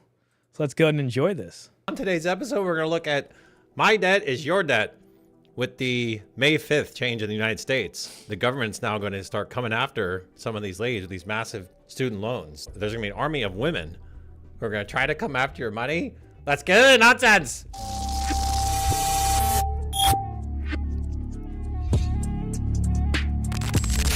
I was just sitting here contemplating about like how I'm gonna pay back all my student loans because still have not devised a plan that's gonna work for me yet. Because I was thinking, you know how like there's the save plan, it's like the income-based repayment plan or whatever. So I signed up for that with my old job, not the one I have now, but with my old job, based on my income that I had then, my payment was gonna be like $40 a month, which I was like, hell yeah, now I can actually like afford to pay on this for the rest of my life. Like it'll be fine.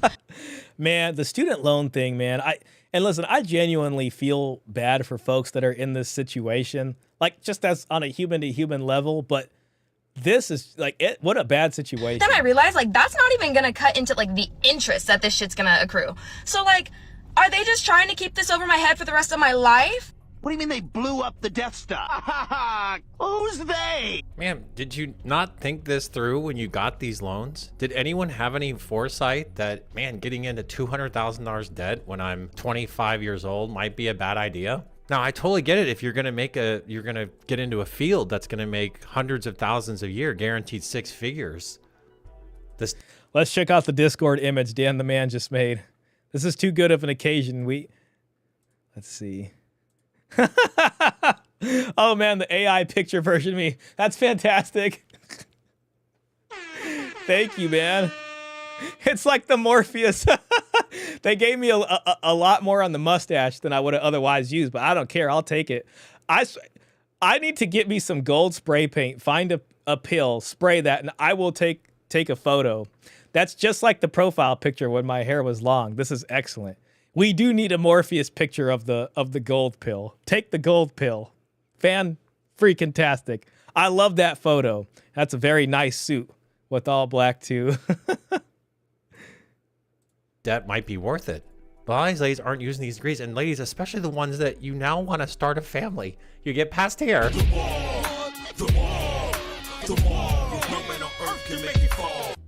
It's family starting time, and you have all this debt. You're trying to put it on this guy. Sam! And we'll get into it later. It's a terrible deal for men to take on all this debt. She continues. Like, 1 second, like guys. why not just give me a job that can pay me enough to pay this? You know, like why do we have to have all these safe plans and Man, it's called capitalism. What do you mean? There's no giving you a job. You have to go get a job or a career that's going to make that kind of money. That's what I'm trying to say. Ladies, I don't want to be under a man's control. I don't want him to use me, take all this massive debt out, and if you're taking a career again that's making 6 figures, fine. These careers that are just teaching degrees, you're getting a master's in teaching. Guys, by the way, if anybody's out there, choose the subreddit. You know, I'll try to do it myself right now, just for the sake of getting it, if it hasn't already been taken. If anything, we could do something like real gold pill. Let's see. The gold pill.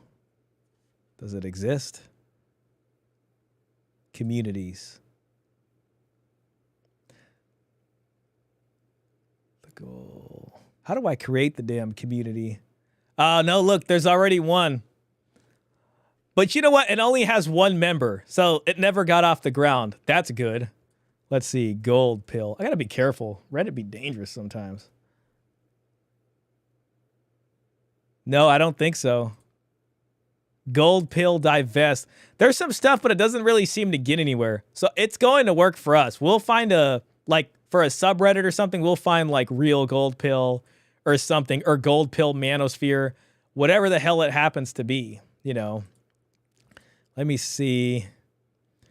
Not exactly sure. I got to use Reddit more. Select a community. Gold pill. I'll figure it out. My bad, guys.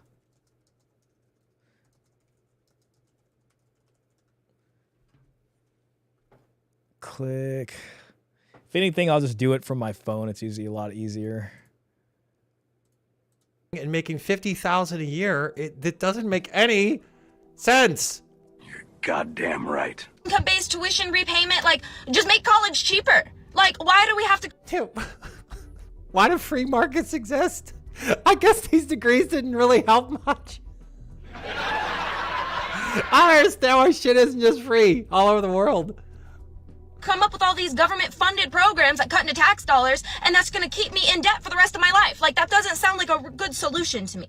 But, like, yeah, either pay more or make college cheaper. It's pretty fucking simple. You need a job. No, I don't want a job. Too bad. You're gonna have to work. Well, I know. It's so much work. Baby, would you really go ahead and would you go ahead and just cry? Look at this thing. It says, yet another day I haven't met a wealthy man who wants to marry me, cover vet school tuition, and pay off my loans. Hell no, not in 2025.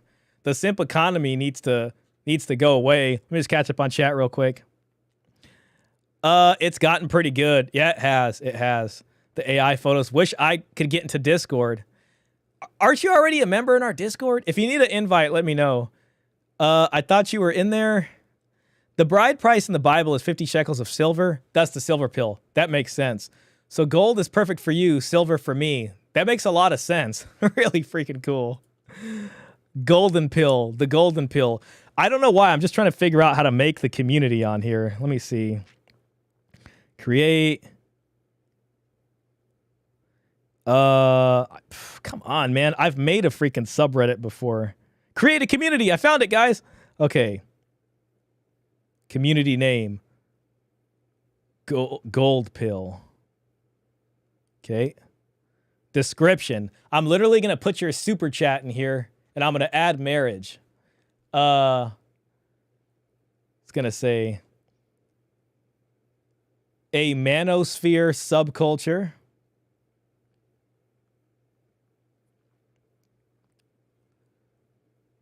For dowry.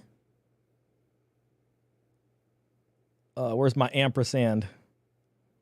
And call. Okay. A manosphere subculture acknowledging. There we go. Acknowledging. Sorry, I have to modify it a bit. Acknowledging that money and resources are inextricably linked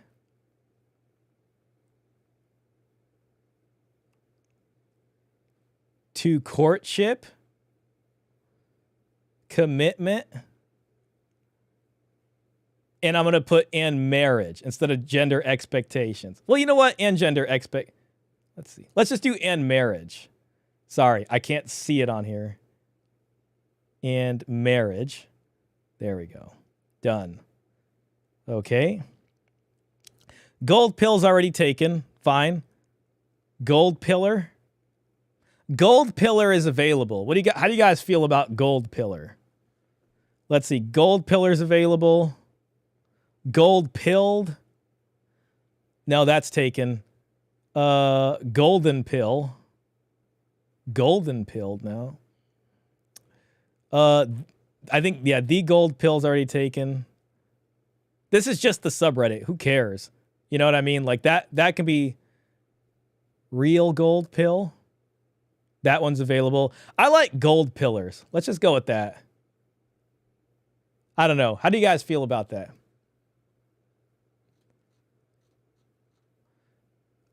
Just got in. That's good. Good. If you need an invite, there's one in the description of the stream. Made a golden picture of you. If a subreddit is banned because it is unmoderated, can it be reinstated by another user?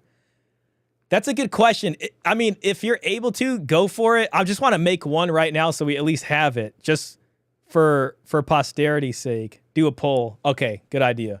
Let's do a poll. Start a poll. Think of options. Okay, so which one? Let's see. Gold pillar. Gold pilled. Gold pilled might actually work too. Add option. Real gold pill. Unfortunately, maybe we can try. We can always try the gold pill with like an underscore like that too. Gold pillar are both good. Okay. I just put the poll up. I'll check out the picture real. You know what? Let me check out the picture right now while we're just waiting. It's me, but entirely golden. Maybe that's a little too much. I say we just go with that one. Real gold pill or gold pillar are both good. Okay. Gold pill so far has 100%. I'm waiting for. Let's see. No, gold pill is taken. I'm sorry, guys. Gold pill is taken. How about gold pill? Now, how about this? Gold pill community.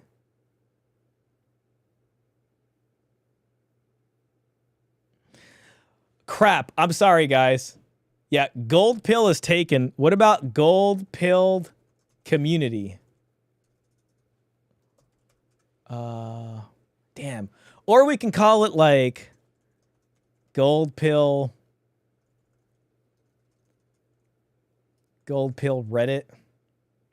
Or we can, you know what? Gold pill forum. How about that? Any of these would probably work too. Just throwing them out there. I could probably change the name of the community or always just create another one. So we're still early in. It's not a big deal. I'm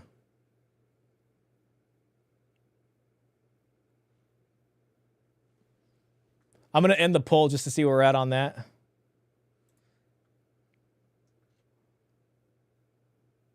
%75% like gold pill, 25% gold pillar. This is gold pill. We can even call it take the gold pill, but I want people to type in gold pill initially, and then it'll at least have some chance of pulling up the community. Gold pill. Or we could just do this, gold pill men. Gold pill men. That might work too. Gold pill men or gold pilled men. Gold pilled men is available. Gold pilled man. God, I don't know if men works in that or not. Saying got some good ones. Gold pill shot. I'd hate to put I mean, I appreciate that. I really do. I would hate to like, depending on how big that community got, I would hate to put my name in it. You know what I mean? Or we could, how about this? Gold pill kings. That could work too. Let's see. Gold pill kings.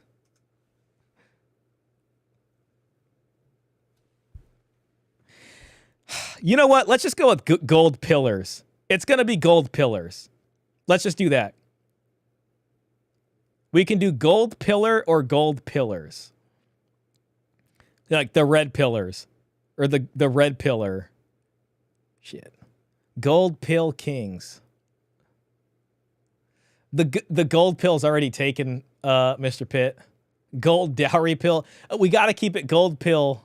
The dowry will, you know, be a facet of that, but I just, because it's going to be easier for people to hear gold pill. You know, gold pill. We can do gold pill underscore. That's available. Gold pill underscore. So, I mean, that's an option. Gold pill. I kind of want to just do that. Gold pill underscore. Gold pill 100. Gold pill 100 is available. Gold pill Shaw. Let's see.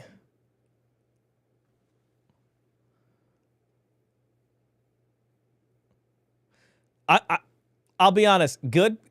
Gold pillar is available and it still sounds good to me. Gold pill underscore sounds good to me. Michael likes gold pill underscore. Let's do that. Gold pill underscore. How do you guys feel about that? I'll wait a second before, hitting next on this.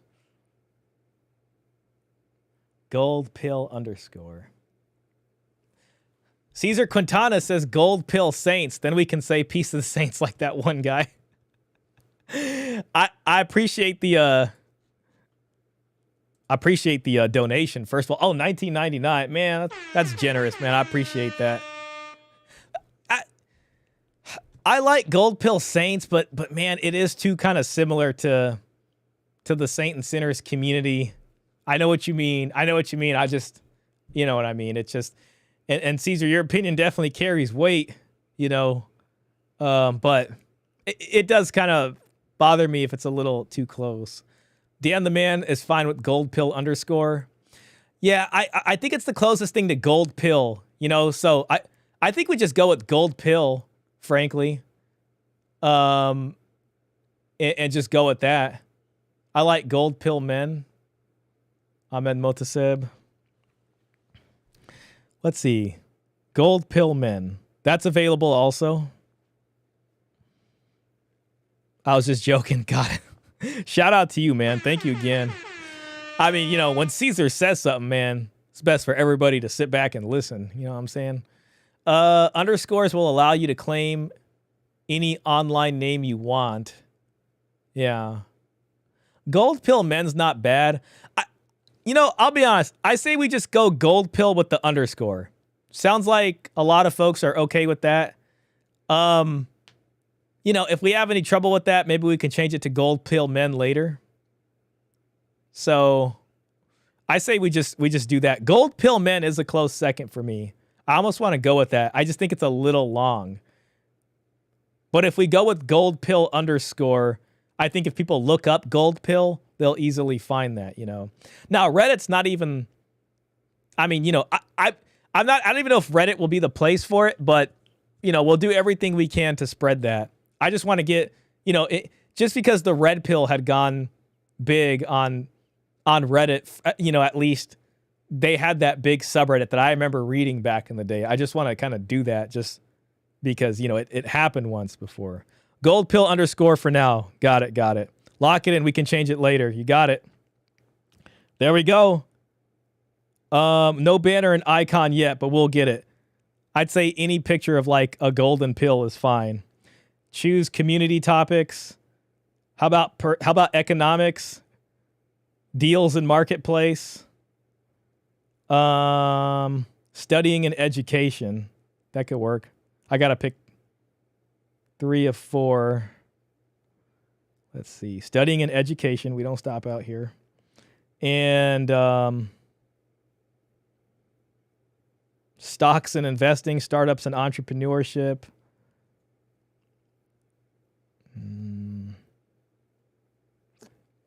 Let's see if there's one for internet culture. Memes.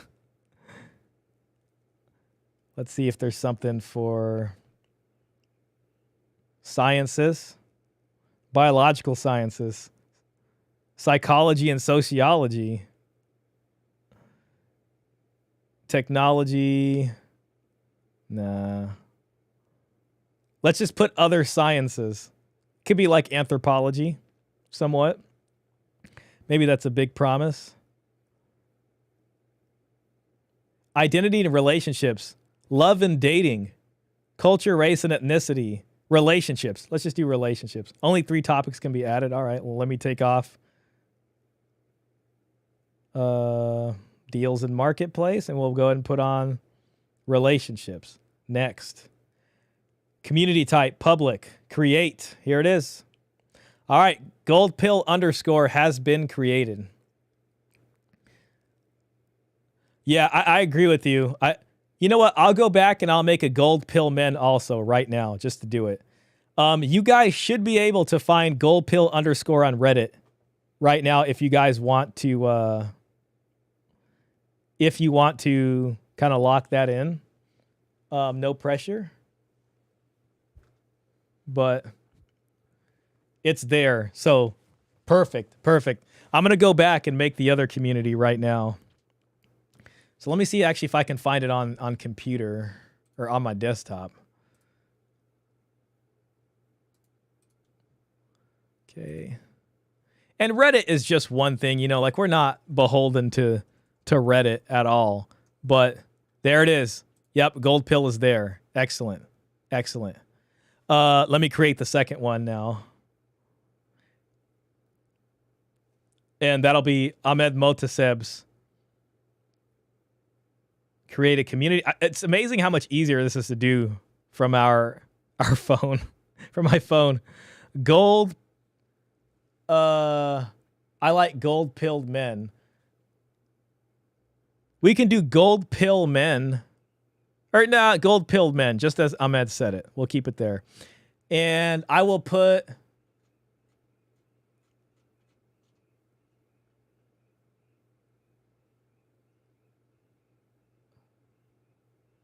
I'm going to put iTrevor's second comment as the description to this one. Instead of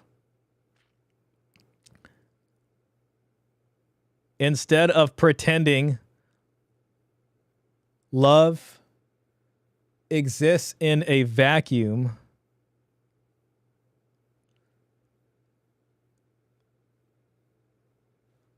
we equip men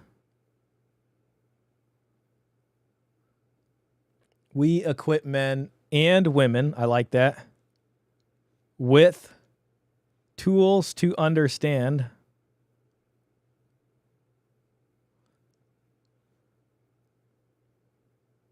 navigate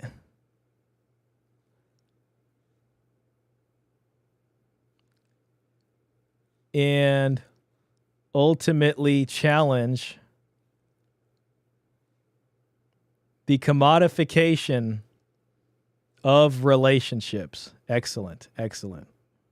Done. Next. Skip. Economics. I'll put the same 3 in there. Relationships. Okay. You know what? We'll do family and parenting.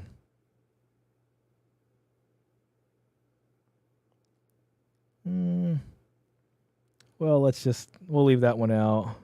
I can choose one more. Let's do deals. Whatever, deals in marketplace, just to get it. Public, create. Okay, excellent. Gold pill men is now created also. So we got, I say we can start off with gold pill underscore. We'll have this other one as a name. Depending on, how the community grows, we can always end up using the other one, gold pill men, for something, something different if we needed to. So I think we're pretty good there. Let me just catch up on chat real quick, and then we'll finish this. You could have a dowry section. Absolutely. Yeah. I want to, we'll probably talk about this in the Discord, but we can come up with like sidebar stuff and maybe like rules. And then I'll also make, some of you guys mods. Any of you guys that are here that would want to be is the only people I'd really trust to be a mod on that. We probably only need like one mod in the beginning. I'll do it also. Or whatever. It can be 2 mods if anybody wants. And we'll go in from there.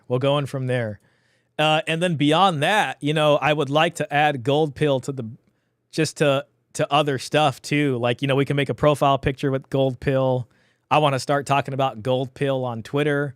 I'll start shilling the Reddit over there.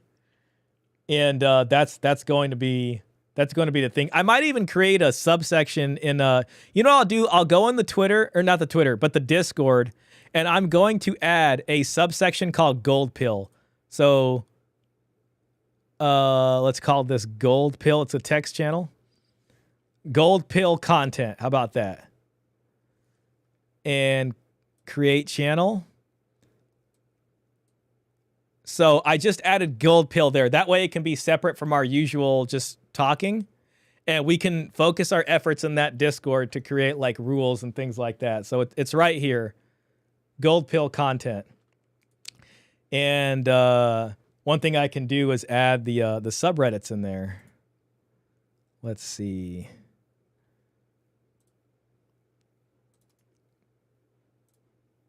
So this will be good for organization. Paste. Okay, 1. I'll add the other subreddit just for, you know, the sake of doing it. Gold Pilled Men.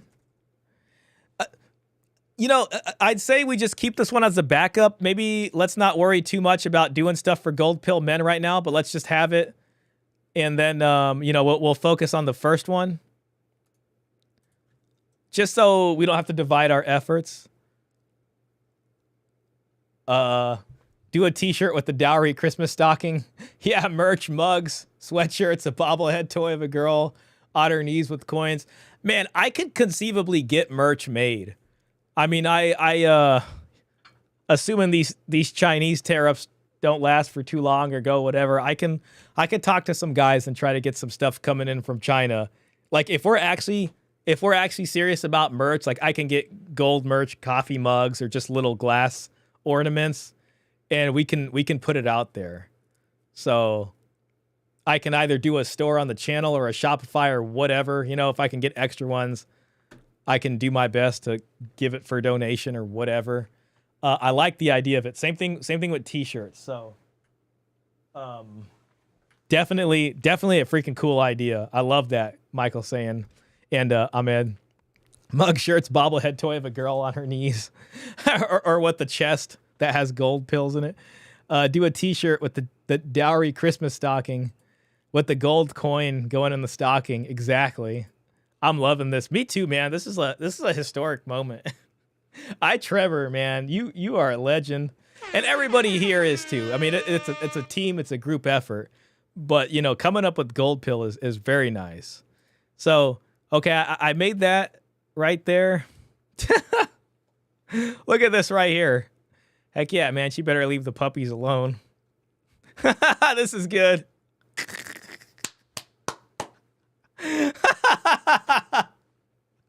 Fantastic. I like this one. I like this one right here. Yep. This one we gotta save. They all got their dowries. Oh my God, that's good. Kamala Harris.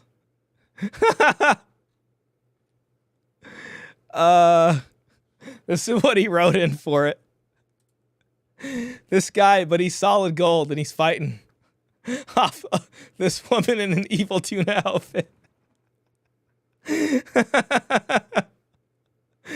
Man, is this Robert Spencer right here?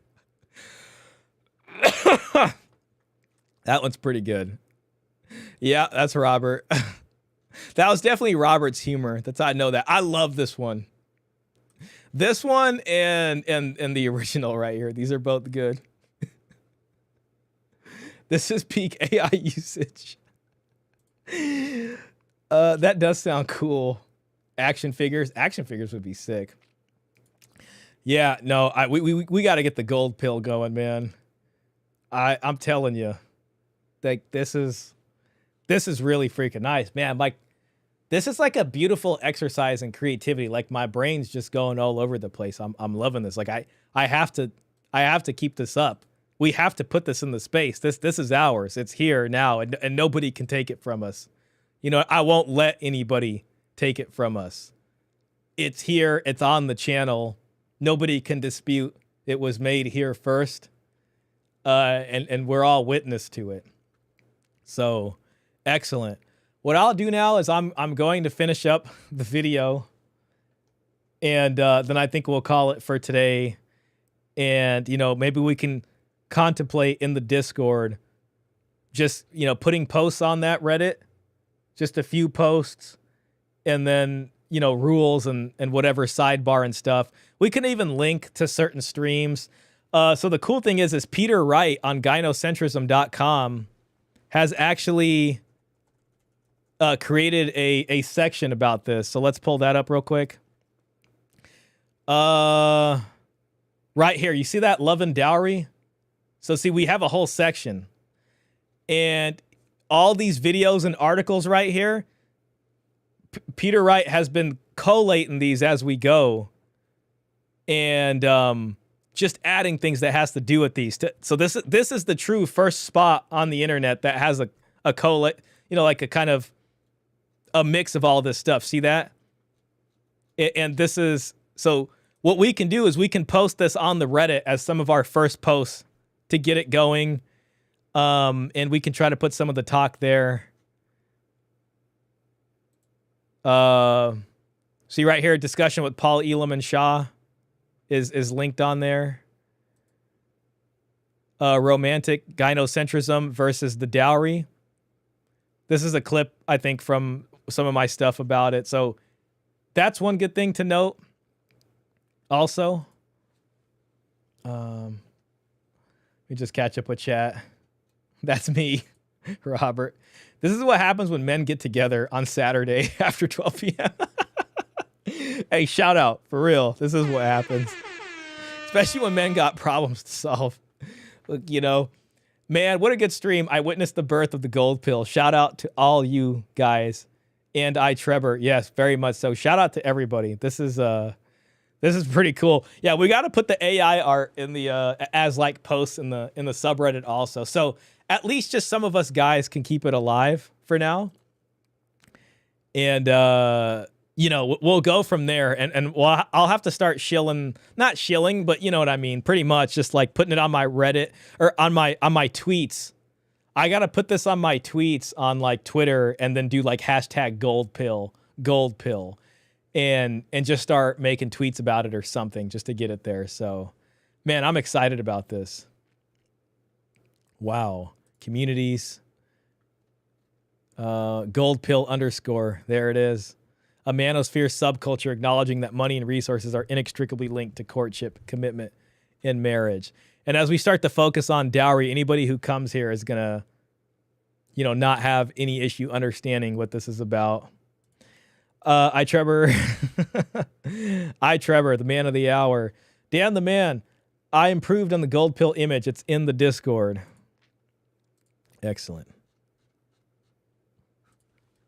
This is just too much gold. This is like a UAP status. This is me as like, it's almost like an alien UAP. I forgot I'm looking at this through my blue light blocking sunglasses. That is actually looks pretty cool when I take my glasses off. The gold pill. You know what, guys? I might be having another collab next week, and I might take that opportunity to mention the gold pill in it. So I will try that.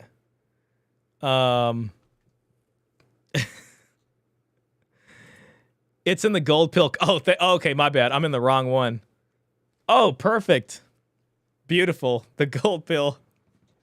Part of me almost wants to like put on a suit and literally like just do an actual photo or whatever I gotta do. But I like this right here. And I like how it's just the gold pill. Like it's not red or blue pill. It's just take the gold pill. You know? Exactly. It's not even a question. It's just take the gold pill. Excellent. Maybe get Pearl to put that in the title of her upcoming video. I know, man, I wish I could, but it's just like I didn't mention it in the video. You know what I mean? But it's okay. It's okay. I think if we can just keep it going, you know what I'm saying?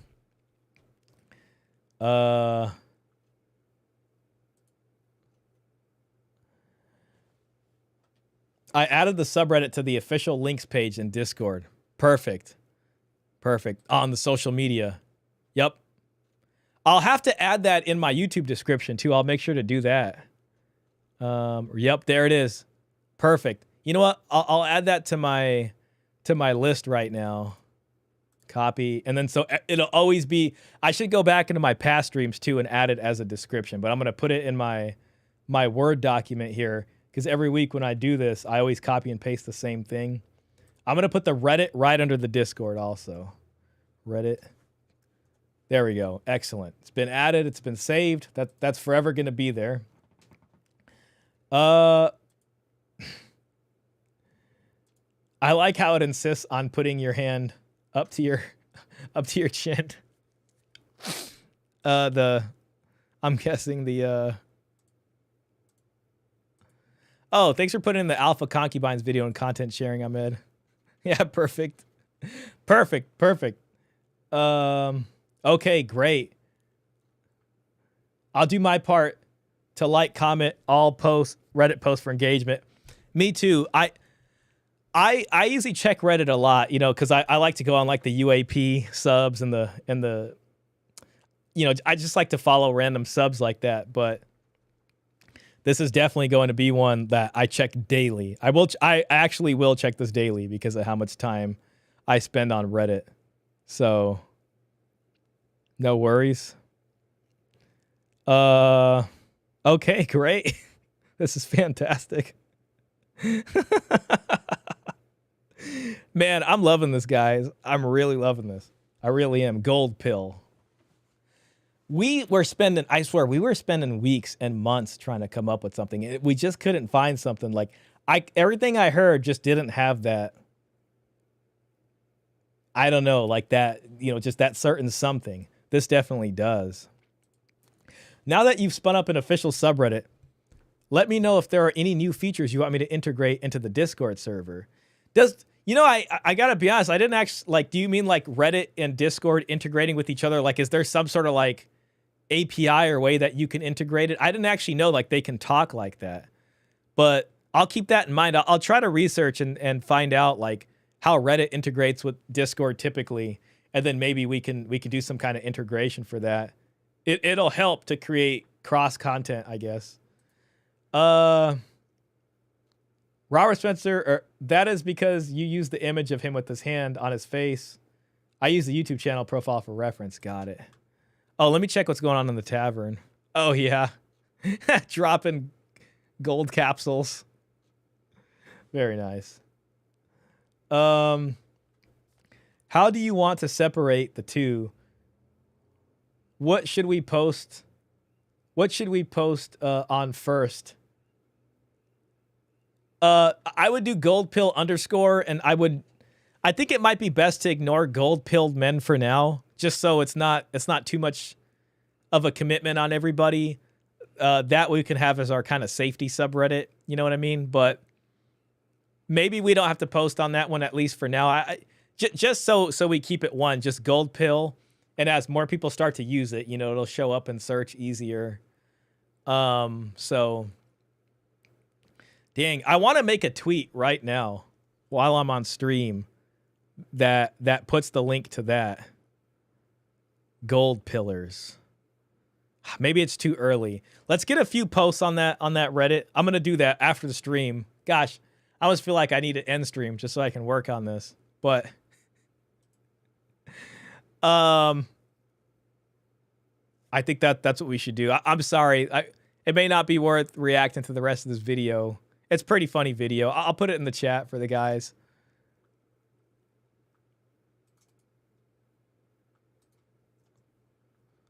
Okay. Let's see. Okay. I'm just double checking some things here.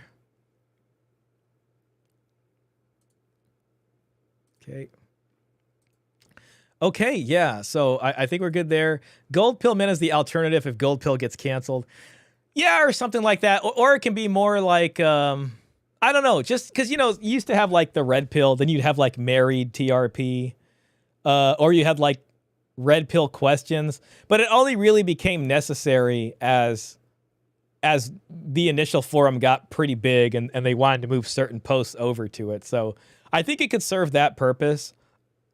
And it's pretty early. I mean, if we're like, gold pill men sounds better, or it seems like people are having a hard time finding it, then, but I don't think it's going to be a hard time. Okay. W stream, get some rest, lad. You deserve it. Thank you, man. Thank you for being here every week. I appreciate you. That being said, man, unfortunately, I'm not going to be here next Saturday because I'm going to be in San Francisco, and I won't be able to do a stream because I'm going to be actually be going to Vegas from like Tuesday to Friday of this week. So I'll be in Vegas, and I might not actually really be able to do a stream until I'm not coming back from San Francisco until Sunday. So I got kind of a busy week. So that part's going to kind of suck. I might try to do a stream Monday night, though that's going to be odd timing. Or I'll just wait till the next Saturday. And what I think I might do is react to, Pearl had a discussion today with Andrew Wilson, which I watched and was pretty interesting. They kind of had a little back and forth. So I'm thinking about reacting to that. Might make a good episode for us. But yeah, I'm gonna just get situated here, man. I appreciate everybody who was here today and watched. I hope you guys really enjoyed the presentation of the newspaper articles, and learned a lot and opened a lot. I definitely think it generated some hype. Shout out to iTrevor again for coining gold pill, and we're gonna move forward into that as we go. So I'm gonna get off stream and probably just start thinking just about that stuff right now and see what I can do. I do need to create some mods. If you guys want, maybe message me on Discord your Reddit's username. Then what I can do is I can mod your Reddit username through the app. So I'll go through these subreddits, but especially the gold pill _, and then I can find you, or just make a username on Reddit if you want to be a mod. Message me. I think all we're going to need is like 2 mods. You know what I mean? So just message me and then I'll do that. And then I think from there we can start going and going for it. So yeah, I think that'd be pretty good. Hit the blackjack and poker tables. You might meet a chick running up a bag for her dowry. I'll remember that. I'm not like a good gambler. Like, I'm so bad at it, I barely even understand how it works. Like, one time I went to Vegas and one guy, he was a high roller, but he was a buddy of my buddy, and he kept wanting me to throw the dice at the table because he wanted like my beginner's luck. And so I had a fun time throwing the dice, but like I didn't know what I was doing, I vote for iTrevor to be Reddit mod. Absolutely. Yeah, iTrevor, just message me, and we will, we can coordinate on that. So maybe it'll be a Shaw and iTrevor thing to kind of get the subreddit ready. I know Mr. Pitt, you spent a lot of time on the Discord, which I appreciate. And then we'll go from there. Are you going to collab with CGA? Maybe if I'm lucky. I can't. I don't know. I will try, but I don't think so. I would love to, but I'm actually gonna go say what's up to It's Complicated out there. So shout out. I kind of wanted to keep it as a surprise, but it's all good. So yeah, so that's what's happening. So we'll see how it goes. I just found an opportunity for me to go pretty cheaply. Like I got a pretty cheap ticket. So I'm like, the heck with it. I'm just going to fly out there and meet up with them, and we'll see what we end up doing. So I don't know who else I'll meet, but God willing, it'll be a good trip, and I'll have some good stuff for you guys. So yeah, more to come on that. More to come. Do you like the Christmas image? Did you put one in there? Ooh, I like this one right here. This is nice. That's kind of funny right there. I like that. It's just the brightnesses of the gold pill looks very good. I do look a little confused. This one's kind of cool too. This can make a good thumbnail. It's pretty funny though.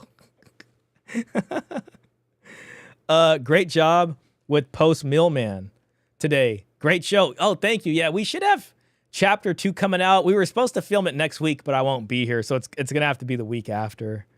It's Complicated channel, absolutely. Shout out to It's Complicated.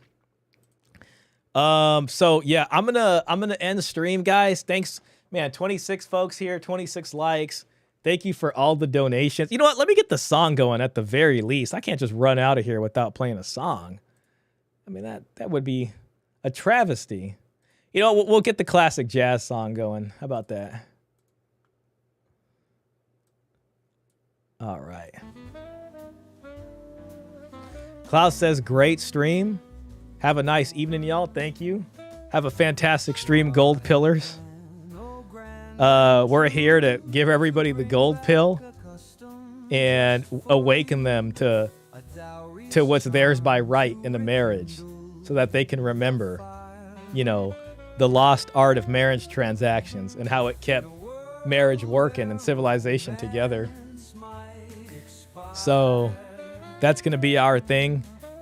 And we'll have our very own subreddit to discuss these things. We'll also have our very own channel in the Discord to discuss that. And we'll have to move in from there. Klaus says, I do like the Christmas image. Dan, me too. That's a fun one. I got a feeling Christmas will probably be a little bit more special for you guys every year, because for those who celebrate, when you guys put a stocking up, you're probably going to remember Saint Nick now. And, you know, the story about the unfortunate nobleman who came on hard times and didn't have any dowries for his 3 beautiful daughters, and about their narrow escape from a life of working in a brothel because of Saint Nick's generosity. So I'm sure Christmas stockings will always be different to the folks who now know about it. Shout out to Caesar Quintana. Once the song passes, that'll be that. Was simple yet profound. Oh my gosh, man. It was a stretch. I had a long week. So, I mean, like the prior, you know, I went to LA, I came back, I had to work extra this week. And then next week, you know, we're going to Vegas and I'll try to make happen what I can. I didn't want to like say nothing because it's just like, I don't want to make big promises, you know what I mean? But we'll see what happens out there. And then, you know, Saturday I'll be out of town too. Man, I'm about to be honest. I love this song a lot. And like sometimes throughout the week, I hum this song to myself. Like this is the one that gets stuck in my head. I've probably played it the most.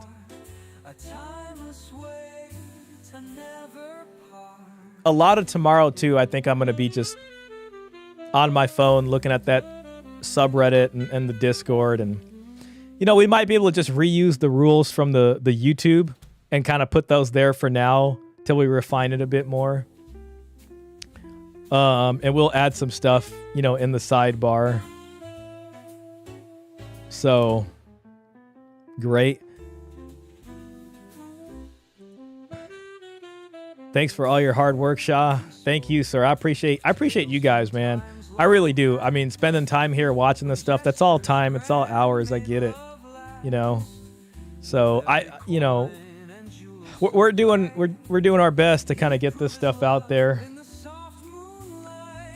And, you know, no matter what happens, you know, I'd like to see the channel get bigger. But frankly, even if it doesn't, I think I'll be able to take satisfaction with the fact that we got all this information out there and that it has such an impact to it.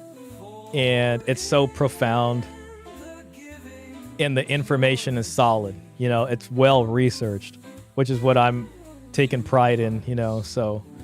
And it gives us I love that we have a definite position, a definite place to stand to push back on a lot of this stuff. It really is amazing how many of the other talking points in there that what we're doing now impacts those. So we got to make a gold pill song.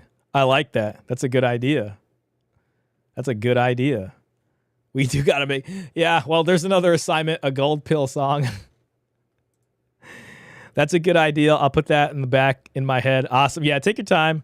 Rick James. Yup. Yo, shout out Rick James. Reminds me of Dave Chappelle. All right. Well, hey, I appreciate everybody that was here. I'll be around, guys. You know, you can message me whenever, send emails whenever. And man, my mind's just thinking about gold pill now. So that's what I'll be doing tonight. Yeah, so everybody please take it easy and have a fantastic Sunday tomorrow. And we will reconvene soon and have more to discuss.